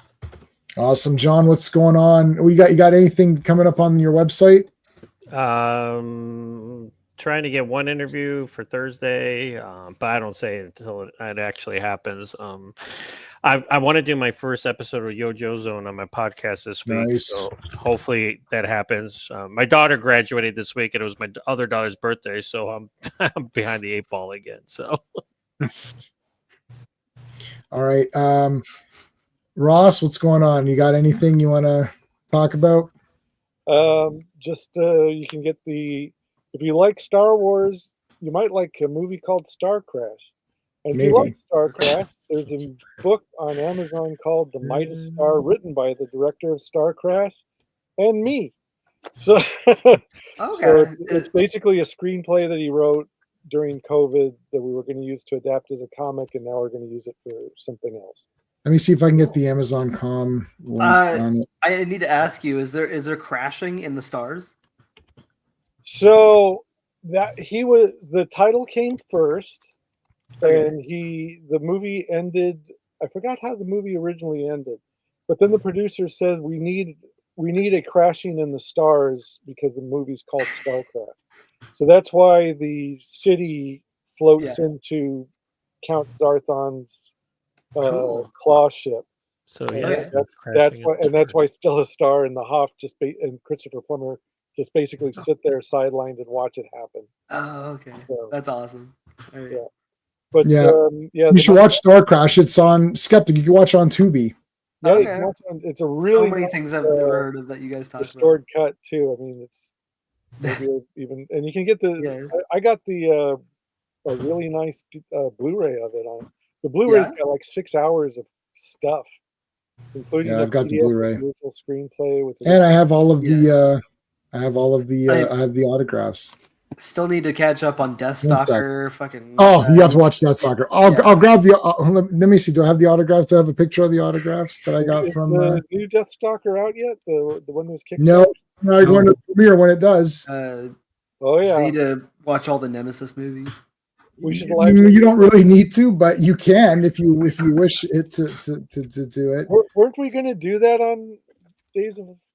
I mean, I want to do it, but every time I mention it, everyone starts to sag their heads and they get lower in their chairs. I'll watch it with you. But I'm just warning anybody, it's a slug. It is. It is. Yeah. I did a first one. I'll talk about one is great. I'm talking about 2, 3, 4, and 5. 5 is not a movie. 5 is not. That is not a movie. That is somebody's fever dream school project that they decided to put out. Yeah. We could. I would love just. We could do the Lone Wolf and Cubs before we get around to doing. Yeah. Like the baby cart movies. Mhm. Yeah. We'll just pick maybe a couple of them because 6 of them might be a slog. Yeah. Or Shogun Assassin. Or we I'd could be do Shogun down- Assassin, I suppose. I'd be Yeah. totally down to just listen to like some commentaries with J-Man and Sean or something. I wanted to do Like, some movies. commentaries. I actually did want to Yeah. do commentaries. Trying to find the pictures I got signed by Stella Star. Well, while you're looking, so the Blu-ray for Star Crash has a commentary about the Italian film industry up until the movie was made, a second Yeah. commentary track about the making of that particular film, an Mhm. hour-long interview with Carolyn Monroe, which was fairly recent at the time the Blu-ray came out. Marilyn Mhm. Monroe. PDF of the screenplay with the original artwork and behind-the-scene paintings. And you want to talk about an ambitious movie. It's a shame that they never got that made, but maybe we will with the Midas Star. A documentary about the making of the soundtrack because they got the James Bond guy to do the score, and Oh, to cool. this day they can't figure out why he did it. They were kind of embarrassed about the movie and didn't want to show him clips from the film. And he was like, "Yeah, okay, it's fine, I'll do it." Wow. Is that a gun? What is that she's holding? It's a gun. It's like a harpoon. So see, look, she wrote all this, and then is she did just this for you, one, Jason. and then she kissed this one. She put your name in quotes. Does she not believe that's your name? That's so funny. I don't know why she did that. Yeah, And then- yeah. Did she do it on this one? No. Oh, she did. I don't know why. That is so weird. Maybe she doesn't believe it's your real name. Jason. Well, she wrote, and then she wrote. My love. That's great. She wrote, and this entire letter this entire card is filled. Thank you card. That's She's awesome. great. So there Did you you go. get to see her in person? No, that's through the website. You just Oh, just okay. send her your name and whatever it was, $20 or something. It was nothing, cost nothing. There was a charity auction recently. And the picture had her as Naomi from James Bond. Yeah. And you can pick any pictures too. There, she has like 50 to choose from. Well, I mean, this was like 4 all in one picture, and she signed that. So I'm happy. There you go. Nemesis movies are terrible. Well, not part one. Nemesis part one is awesome. Yeah. That movie is friggin' awesome. Mhm. And it was so hyped. And when I got lots of Nemesis stories because that movie I procured that through shady methods, and then I showed it to these kids. I would babysit my neighbor's kids, and I showed them Nemesis 1, and they're little kids, and I just showed them anything. They were like 7 and 8, and I showed them like Nemesis with the nudity. I don't care. And I showed them Friday 13th movies and stuff. So they watched the Nemesis movies. They loved them. And then Nemesis 2 came out and they were a little bit older. We were so excited to watch Nemesis 2 when we watched it. And we sat with blank faces throughout the entire Nemesis 2. And it was over. And the 2 kids were like, I don't think I liked that one. I was like, it was terrible. And they're like, oh, thank God, because they didn't want to disappoint me thinking that I thought it was so good. I was like, guys, I apologize. We're going to watch Maniac Cop after this because this is just so brutal. This was so terrible. And then we watched Maniac Cop and to get the taste out of our mouth. Just It to happened with show me and you my that you family can't when we went to always see, put a bodybuilder in a movie and make it good. And you're right. That is correct, John. You're Yeah. correct. Did any of you ever watch TJ Hooker? Yes, I want Yes. to watch TJ Yeah. Hooker because it's Shat. It's the Oh, yeah. Shatner. All right, that's it. We gotta go. All right, folks. Thanks everybody in the chat. Thanks everybody in the panel. It's been fun talking about Star Wars and a little bit of other stuff, but we kept it mostly on topic for 2 hours and something minutes. That's pretty damn good. Make sure you check out everyone's channels, all that. Subscribe to me, subscribe to Sean if you're watching on Sean's channel, subscribe to me if you're watching on my channel, subscribe to Sean. That's it. Thanks for watching, people. Tomorrow is Avengers. See you then. Hey friends, you've just been listening to J-Man, and he is the smartest person who ever lived. So make sure you like and subscribe.